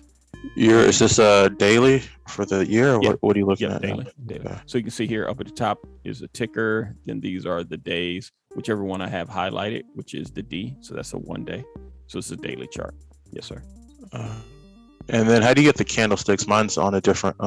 If you click here to the right of whatever the last time is, you click in here. And you go down here and say candles.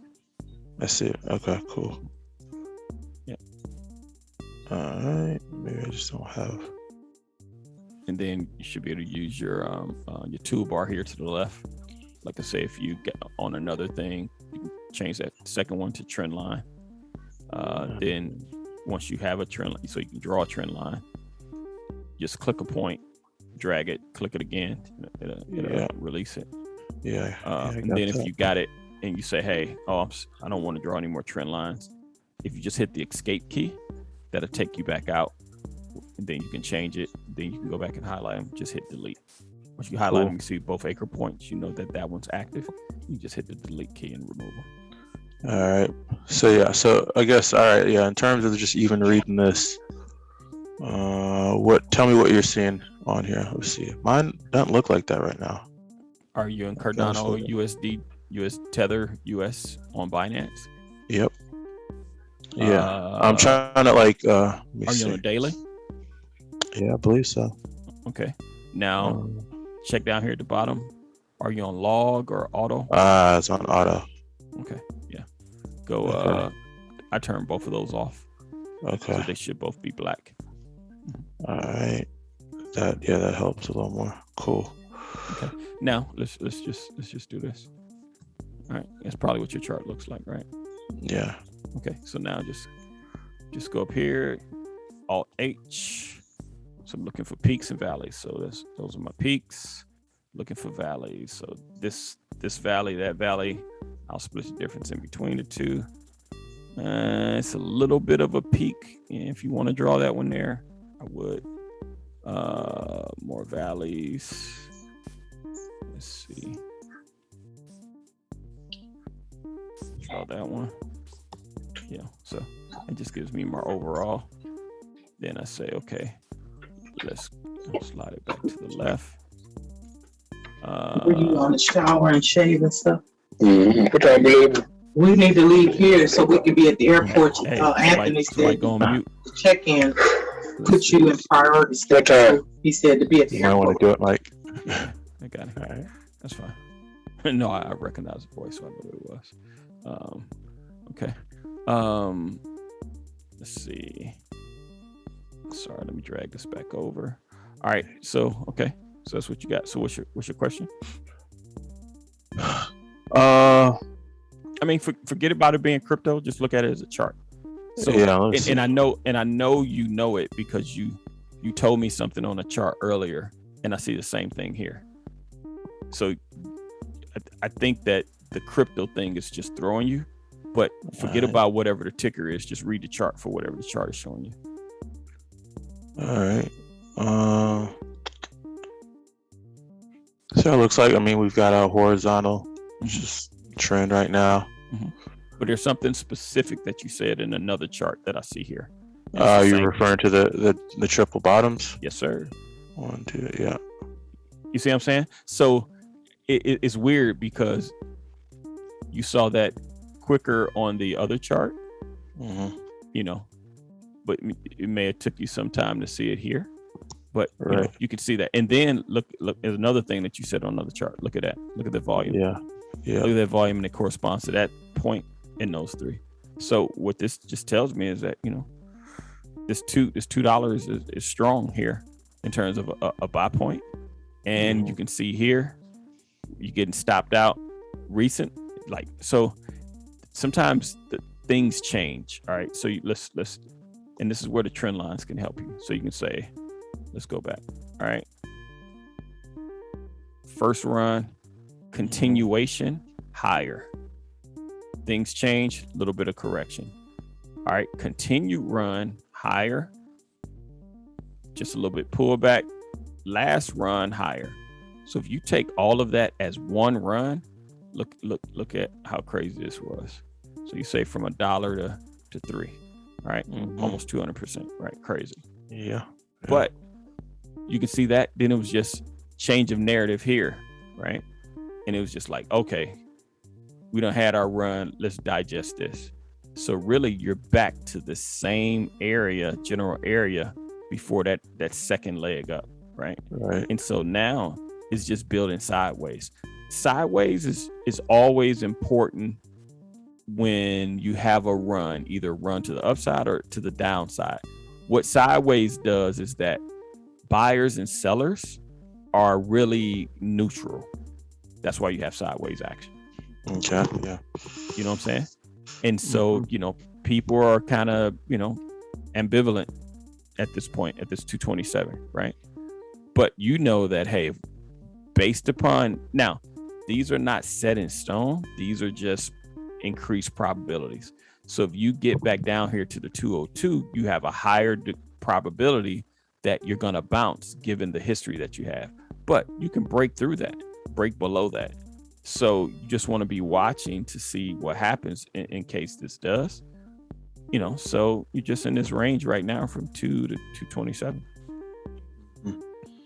You know, and now, so you say, okay, so that's what it is right now. Let's say we went back out and let's see if you just traded it based upon some other points to the left of the chart. So if you look here, you're just in a trading range. So if I was looking at this earlier, I'll just say you're in a trading range here. You just play that trading range until it stopped working. And then from there, it broke out.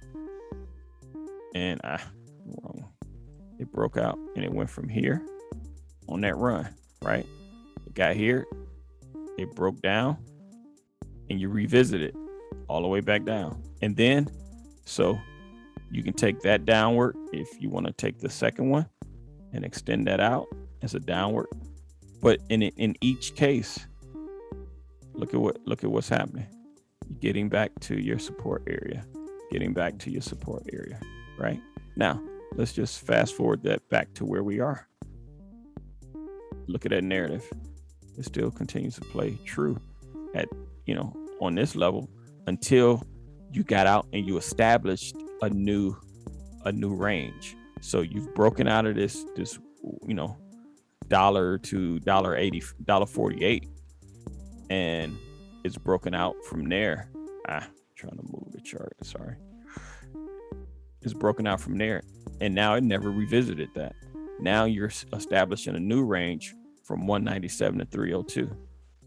Gotcha. Yeah. You see what I'm saying? So you can look at this as a line in the sand to say, hey, we're in this area right here. You see how that has context for this here to the right? Right. Now, again, this $2 level is extremely important.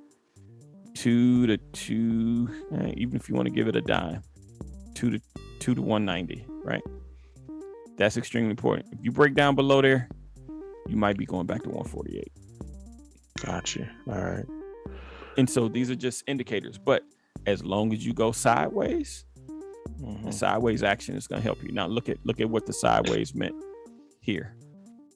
Look at that sideways in that block. Look at this sideways here in this block. Sideways or even in a range, right? See that range? And what I'm looking for now is really what I want to happen. If it does that, that bodes well. Now, so think of sideways action is just building strength. Think of a spring, right? You take a spring and you compress it in a small area, and the longer you compress it, the more energy it has. And if you hold it in between your fingers, you move your fingers, either two things are gonna happen. It's gonna explode, and on the chart is just imagine this: is it gonna explode to the upside or is it gonna explode to the downside? Right. But that's what it's building. It's building pressure by going sideways. All right. From this, and maybe I'm just missing it, is there anything that you see that will tell you when it might get back to that 205 level off of this? You can't. Price is, time is nothing that you necessarily take in a factor. Time is just really to help you just see where you are in the process, but you can't look at time as a means, because time is just time, right? Time doesn't dictate price. It's just saying what happened when it happened. You could if you had this over the course of a couple of years though, right? Or like not necessarily. Right? Not necessarily. It now, okay, so I'll give you an example. We talked about this a little bit earlier. Where that comes true in stocks is that you got holiday season. You got 100 years or more on the stock market, and they can determine trends based on the September-October thing from the Trader's Almanac. But we don't have that in crypto to be able to say from a crypto Trader's Almanac perspective to say, okay, and particularly on an instrument. Whereas that was talking broader S&P, like the broader market, where this is an individual name within crypto. So crypto is only 11 year history, right? So and then this has only been around probably 6 or 7 years, right? Right. So you just don't have that history to be able to make that, and you just don't have the history in crypto to be able to determine. So let's look at BTC USDT. All right, this is the oldest crypto around, right? Bitcoin. And you can see here is, it just has its own gyrations and moves and consolidations and, all of this stuff, right? But nothingness is really based on time, right? It's just price movement. You're just watching it. So no. All right. Go back. So two things. Yeah. Will you go back to ADA really quick? Yes, sir. I want to hold out. So every time it does, because I just did it, I think last week or a week and a half ago. Every time it does go back to that $2 205 mark, I kind of buy in. But it looks like since we have this new support and it's going horizontal. What's your I guess what I'm saying, like, Are you trading it or you want to hold it for long term? I want to hold it, but I also don't like to. But yeah, I don't like to buy when it's. Well, I mean, buy it too. I mean, you got your line of sand here, and it's pretty, pretty strong to this point. Right. Buy it anywhere between 2 and 191, and if it drops below 191 and it breaks down, then you got a decision to make. Either and if you're long term, just buy more. So yeah, that's what I've usually been doing. Yeah, just set a dollar amount, buy it every week, every month, whatever your frequency is, and just continue to add to it. If you're a long-term holder, you don't really care about these fluctuations. Just buy it. Just buy it regularly, and buy the same amount. So if you're saying, hey, if I'm gonna stick $50 a month in it, okay, just buy $50 a month and don't worry about it, because when you dollar cost average on that way, you don't really care because you're building a long-term position. You don't really care what the fluctuations are, because you believe long-term that this thing is going to go up. And if it does, you're going to get the best price overall by dollar cost averaging. Gotcha. Yeah. All right. Can you look at ETH really quick on this? This might be helpful. Yeah. Okay. Let's see.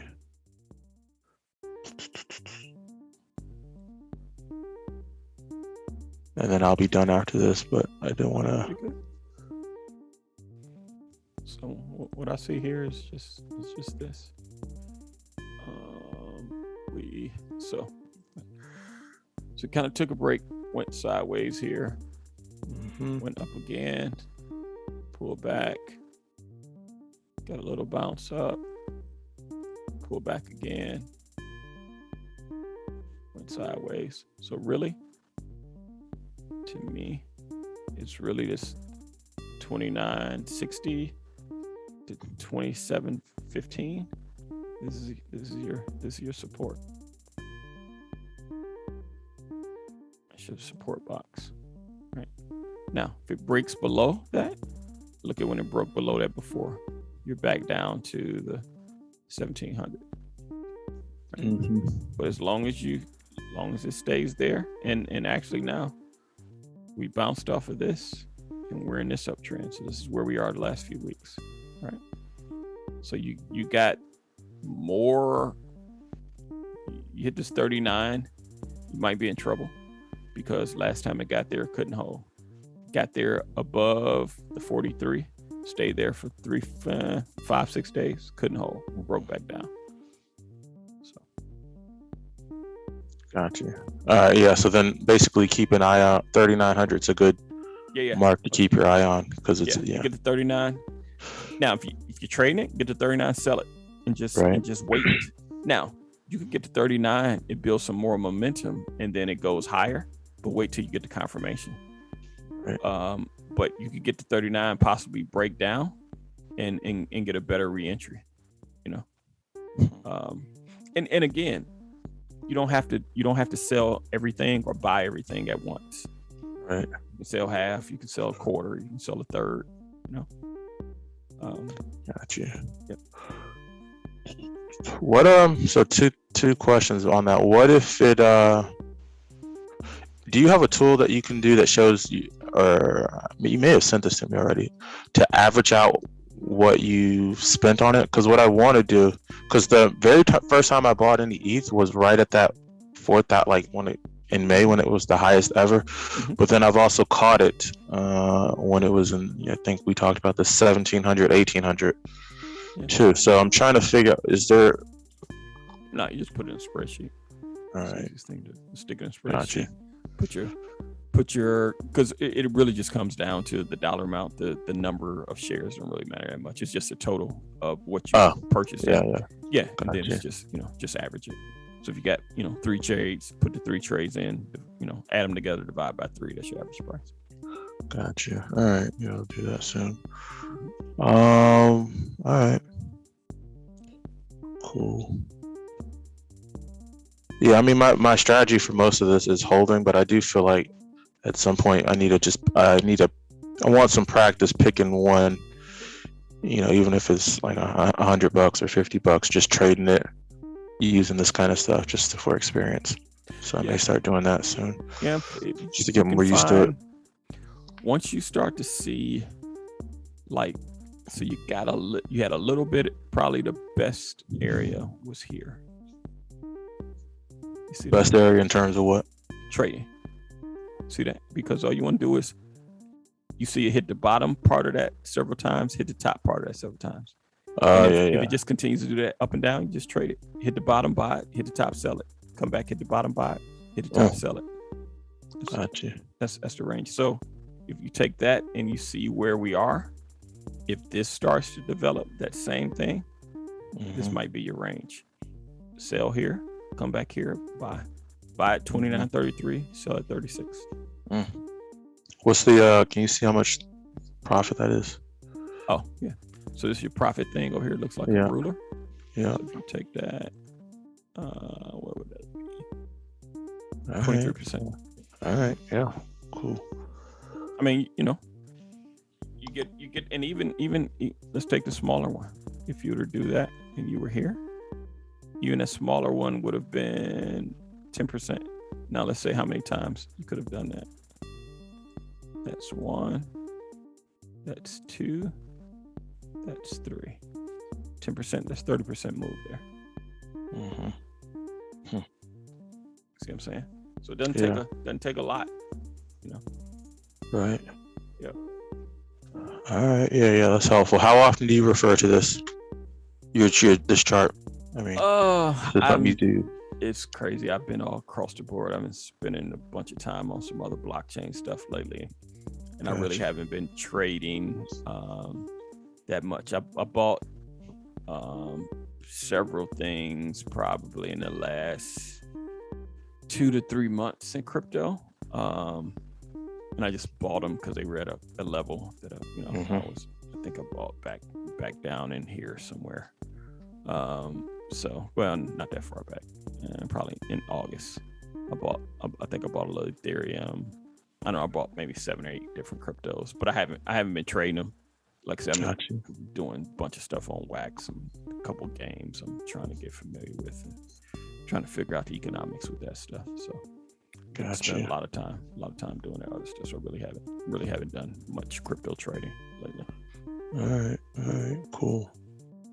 I mean, I take it back. I messed around with Wax, but it was in conjunction with playing this game. So it really wasn't trading for the sake of, it's really just trading it to move from one currency to another to put in this game. So gotcha. But I'll just tell you, just put your watch list for your crypto, and go through them. I know you probably spend a good little bit of time every week. Just go through them, every few days. Just go through the charts and try to just be objective and see what the chart is telling you, as opposed to you trying to tell the chart what to do. Right. I mean, and I mean, I don't mean that, I wasn't saying that to be mean or anything. I'm just saying you good. that it's that there's a tendency to do, when we want certain things to happen, sometimes we'll frame our narrative around what we want the chart to do versus taking an objective approach and saying, what is the chart showing me? And say you're in a position, let's say you're in a position and the position is going against you and you're feeling all the emotion and all that, right? One thing I do is, like, in it's weird, but it works for me. And that is, if somebody, let's say I'm in a stock, I'm getting killed, or I'm in a crypto, I'm getting killed, and I just can't, and I'm petrified, I'm stuck, I can't make a decision. I'll tell myself, if somebody brought this to me and they said, hey, Mike, look at this chart and tell me what you would do, I would look at it. I'll go do my support and resistance. I'll do my trend lines, and I'll say, hey, this is what you ought to do. And it's objective. There's no emotion around it. And that's what I would tell them to do. And so there are times I have to do that same trick with myself and say, hey, Mike, you're just evaluating this for a friend. What would you do? Right. Because I don't have that clarity when I'm emotionally attached to it. And sometimes I get stuck. And I have to Jedi mind trick myself like that in order to get, a clear understanding of what I need to do. And in some cases, it's even going through some of these things with you all. So, for instance, at Chewy, we talked about Chewy a few weeks ago, I was in Chewy. I jumped the trade. I violated what I said I was going to do. I was trying to stay out of the stocks for the like from the mid-August till the end of September, and I jumped Chewy. When Chewy had this big drop, I bought here at 80, and you can see I was early. And so we were talking a few weeks ago, last week I think it was, and Chewy was like at 69. I was like, you know what? Yeah, I'm in this stock. I violated my own rule. I jumped the trade, and I didn't have a stop loss in. And as I was talking to him, I was like, I needed to have a stop loss in. So after I got off the call, I was like, man, I told him I was gonna put that stop loss in, but I don't want to put it on. But I was like, but hey, put it on. And it reinforced, because as I was telling somebody else, I was talking about myself, but I had to go do what I knew was the right thing to do, as if I was looking at it objectively. And I did. So I put the trade on at 68. I got stopped out at 67 and some change. And you can see it still went lower. So I saved myself $5, right? Mm-hmm. Even when I didn't have it in up at an earlier level in the 70s, right? So sometimes you just gotta do the right thing, but doing the right thing is removing the emotion such that you can actually execute. So, I tell the story. I got a trader friend of mine. He's done phenomenally well. His execution is flawless. He'll make a mistake every now and then, but by and large, that cat is the king of execution. What needs to be done, he does it. There ain't a lot of him hawing around about it. He knows what he needs to do. It hits at certain levels, and it's to the upside and downside. Be like, hey, I lost too much money on this trade. It hit my level, I'm out. And it just frees his mind to go on to make the next trade. You know? Mm-hmm. But when you get stuck in a trade and it starts to captivate you and get you stuck and you can't move and you petrified, sometimes you may have to call somebody and say, hey, I'm in this. What do I need to do? And they tell you what you need to do. And if you still can't do it, you might just say, hey, I'm gonna do a screen share, sell this thing for me or buy this thing for me because I can't do it right now. I'm stuck. And it seems like that's sometimes it just gets hard and your human emotions get in the way and you can't do what you're supposed to do. And so sometimes you just need help. Mm-hmm. It's just as simple. Well, no, this is helpful. So thank you. Yeah, and I would say, figure out where each of us have points in this game where we struggle with. Figure out what your struggle areas are, note them, and then try to work through it yourself. But at some point when it just ain't working, you got to have an honest conversation with somebody else to say, hey, this is what I'm doing. Little confession time. And say, I need to get better at this. And if I can't get better at this, I need somebody to help me through it. And that humbling of that can save you money. Right. Can make you money and save you money. For sure. I tell y'all this story. Back in probably 2010, 2011, I looked at my trading in my 401 because I could trade, half of my 401 or so. I was 3 years out of 10, I was profitable. I was negative 7 years. And I told myself, hey, don't put no more money into this. Whatever it's going to be, it's going to be. Either you're going to be able to make this, you're going to learn this, you're going to get better, or you're not. But don't put no more money on this. And I just had to look in the mirror and just be honest. It's like, maybe I can't do this. But my line in the sand was, don't add any more money in it and figure it out from there. And if you lose it, then it's apparent you're not good at this. And if you make it and you turn around, then you're not risking the extra money that you're putting into it by trying to figure it out. The proof is going to be at the end of the year, or end of the next few years. Is your account higher than what it was before you started? And if it is, then it's telling you that you're making the right improvements. If it isn't, then it's telling you that you're not, and you need to do something else. And I had to be honest with myself, and I had to be honest and be accountable and put some controls in place, because I was just mortgaging my future. And it was in a retirement account, and it was a literal direct mortgaging my future, right? So, but that was a hard and honest conversation I had to have with myself. but it helped me. It helped me tremendously because I had to figure out what I needed to do to correct my mistakes. And one of my big mistakes was, just patience. I had no problem at picking good stocks. I just wasn't patient and holding them and let them. I had good thesis, good entry points, but I was just impatient and I didn't let, time and the market just, work in my favor. Gotcha. Yeah, that makes sense. Yeah. All right, cool. Can I'm trying to get my screen to look like yours and I'm not. Can I share my screen with you real quick? Yeah, absolutely. Let me make sure you can share. I'm close-ish, Yeah, and most of my stuff set up the way I see it on yours, but yeah, I think you can. Go ahead and try to do a screen share. Let me stop sharing. it says host disabled. Okay, hold on. Let me turn it on. Yeah. There you go. Screen share now. Cool. All right, let's try this. All right, do you see it? It's coming. All right. So to the very right, where in the price, where it's like 250, just click and drag down. Click and drag down. Yep. Okay. Yep. Keep doing it. Okay. Yep. There we go. Okay. Very helpful. Cool. Yeah. Would you say a little more? Oh no, yeah, no. No, I was just, just showing you Just how to in do general. it. You Okay. get it to where you want it. And Gotcha. then hit move your crosshairs to just some point on the chart. Hit Alt H. There you go. If you want to thicken the line up, double click. All right. You see where it says PT? Yep. There you go. Yeah. All right. you go. And then you can just move it up and down. All right. Cool. Yeah, that's helpful there. And then if you want to do the horizontal, you can go over there to that second. Yep. Yeah. Here. Right. Yeah. Any 2 points. Yep.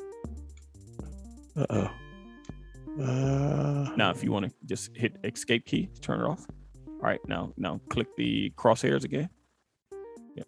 Okay. You got it. You highlighted it. Yep. So once you see the two endpoints, then there you go. You can delete it. Cool. All right. Yeah, that's helpful then. Yes, sir. Thanks. Yes, I think Absolutely. this looks pretty good then. It looks closer to Yeah. I was struggling for a just minute. draw just extend it up a little bit. There you go. All right, excellent. So Is there a way to save the setting? Or It automatically saves. okay, cool. So Mike, just like he has his little eclipse thing in the middle of the screen, how do you get rid of that? Because I always get that. You can just drag it to the bottom. I always just drag mine always down to the bottom. Just move it out of the way. Is there a way you could just turn it off? That I don't know. Let me look back at mine. Let me see. Because I had mine on. I'm trying to think. Is there a way to turn it off? That's the only if you problem. right mouse, if you right mouse click on the little 6 boxes, 2x3, just right mouse click on it and it'll say hide favorite drawing toolbar. Yep. Gotcha. Yeah. Cool. Okay. Yep. Yes, ma'am. All right. Well, I think on my end, I think that's everything for now. Okay. Cool. Yeah. Got anything else, Vanessa, Milton? I know Barry's at work. He can't talk. Barry, if you got any, I'm sorry. If you got anything, Barry, you want to put in the chat, I'll read the chat. If you got anything. I'm sorry, Vanessa, go ahead.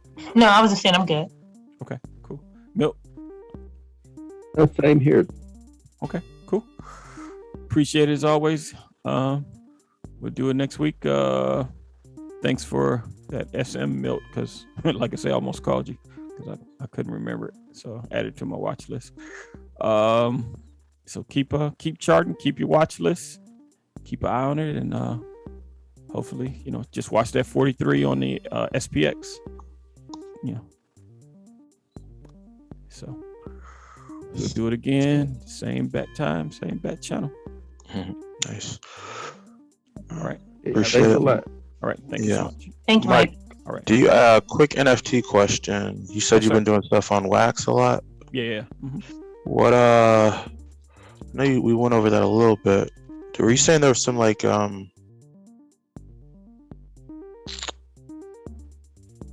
Were you saying there's like some not free ones, but lower entry point Oh, NFTs? Oh yeah, for sure. NFTs Yeah, on yeah. there? Yeah, let me share my screen again.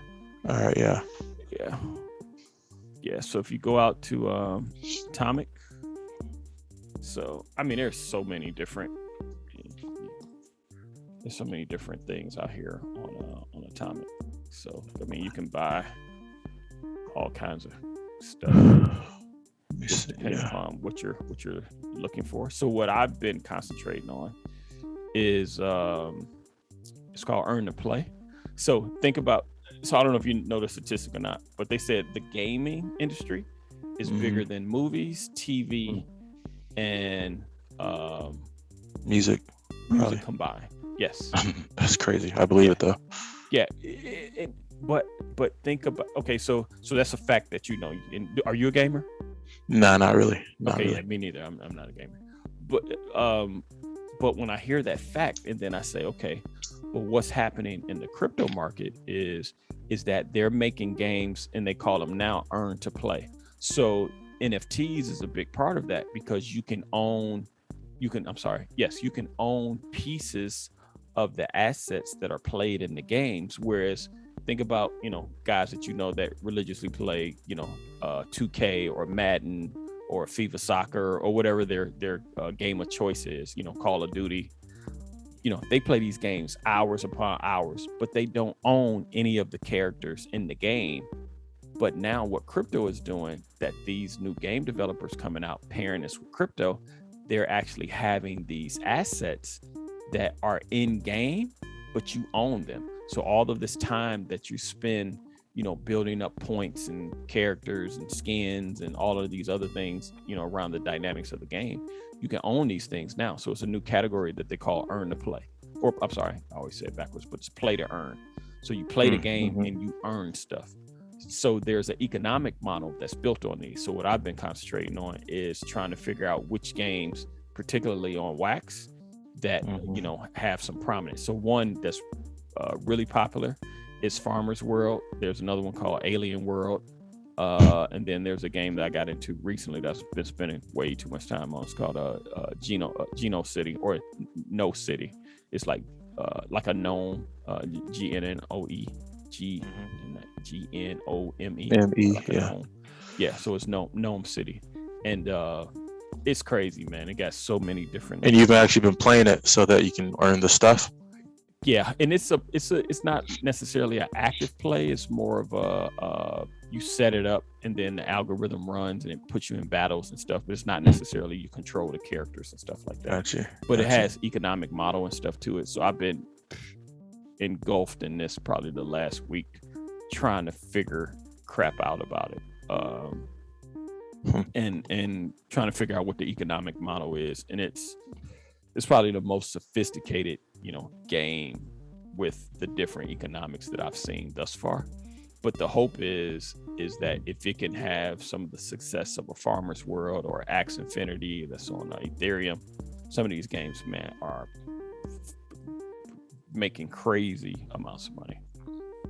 If you go to Crypto Slam or DApp Radar, these are two.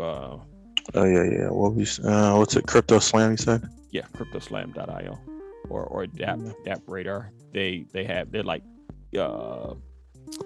think of them as like coin market cap for crypto, right? I mean, not for crypto, but for DeFi and NFTs. Yeah. So if you go to NFT on DApp Radar, you can see the top collections. So these are some of the NFTs, but within here there's some games as well. So actually you can see games. So games are broken out as its own category. So you can see here Alien Worlds, that's on Wax. Splinterlands, that's on Wax. It's on Hive. This is multi-blockchain. They're on Hive, they're on Ethereum, they're on Wax. Then Farmer's World is on Wax as well. So you just see the volume of some of these games. So so I ain't even heard of this Harmony, D-Hero. I mean, this stuff is changing so much. So that Axie Infinity, I've heard of that one. Oh, which one? I'm sorry. Axie Infinity. Go back. Oh, Axie Infinity. Yeah. It's a huge one. Yeah. It's a huge. It's probably one of the biggest one of the biggest games on the blockchain. It's great, and this is a 24-hour. So 24 hours they had $1 million in volume versus a 7-day, 4.5 million versus a 30-day, and look at just how many users it got. Axie Infinity. Oh shucks, they didn't even make and that's wrong. That's not right. Let's see. Let's go to users. Should be at the top of the list. Where's X? Maybe they didn't start tracking this. That's not right.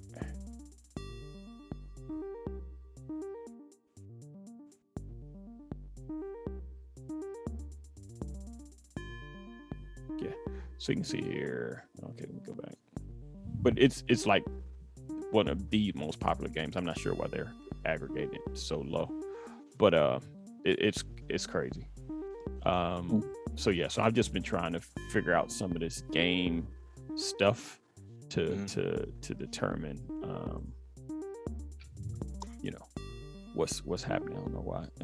Looks like their stuff is their chart's not updating right. Let me go out to Crypto Slam. See, these just NFTs. Let's see. So if you go to Axie Infinity, so you can see here.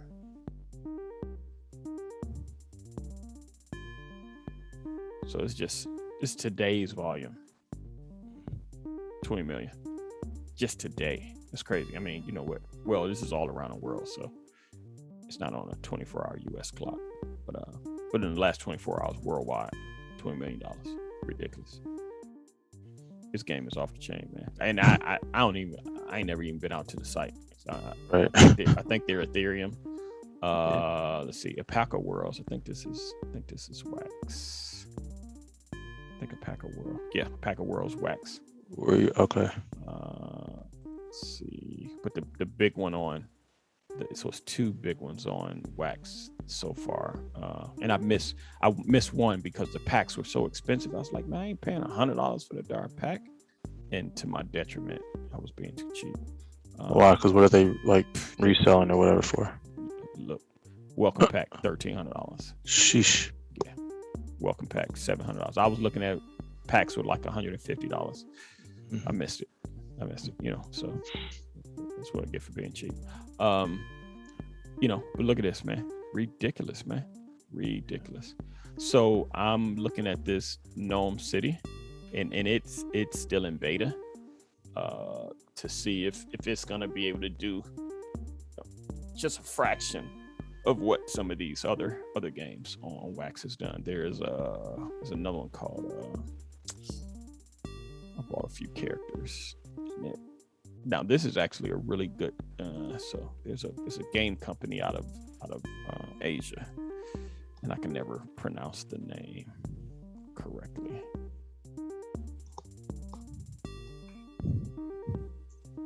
Something like that. It's like Animica. Probably butchering the name. Yeah, I guess I did. Animica. Yeah, Animica brand. Animoca, huge gaming company. So they got some really good games. And then they own a bunch of different brands. So if you just go here to like Press Kit, you see all the different stuff that they've. Okay, I guess I could just stay where I was. Go back. So they got a bunch of games. They got a bunch of games that they're. But with like Gnome City, I mean, they're still in beta. What are your? I know. So like for NFTs, you said one of the things you said is to look for at the community, look at how active their Twitter is, their Discord is, et cetera, et cetera. Is that what you did in terms of your due diligence on them, and that's why? I was really looking for a game that was coming up on Wax, and to see now they're still in a. The thing is trying to find a game that's just starting that is not all that I've missed already, right? So that's kind of one of the reasons why I'm looking at the Gnome City. But it's so much stuff being released Yeah. every day, man. It's really hard to keep up. There's an app though called that I get on the phone. Let's see, it's called Nifty Drops, and they just do the different nifty. And you're probably gonna have to start following some YouTubers to keep up with it. But these are just drops. I don't know if these are actually just showing the names. These just might be the NFT drops, as opposed. I'm trying to see if there's any games in here. But yeah. But you know, so the short of it is, I'm trying to play the earn to play phenomenon to these games on the blockchain, particularly on Wax. Gotcha. So that's the thesis. And why Wax versus? I mean, for you personally. Gas fees. Ethereum gas fees are ridiculous. Yeah, got you. So you go broke paying for gas fees. Right. But there's a guy. Let's see. So blockchain. There's a guy, blockchain gaming. He does. Let me see. Find this guy. Crypto Addict. Yeah. So there's some game called Meta War or whatever that he talked about. But I just try to find some guys here that, so they'll talk about different games to help keep it, because I can't keep up with all this stuff, man. Right. It's a lot. So you need to follow some cats that can kind of help you, stay abreast of what's going on. And they do this for their community all the time, so you can kind of leverage some of their research to stay up to date. Well, if any other thing, let me know if you want to dig deep a little bit more into it. All right, have a good one.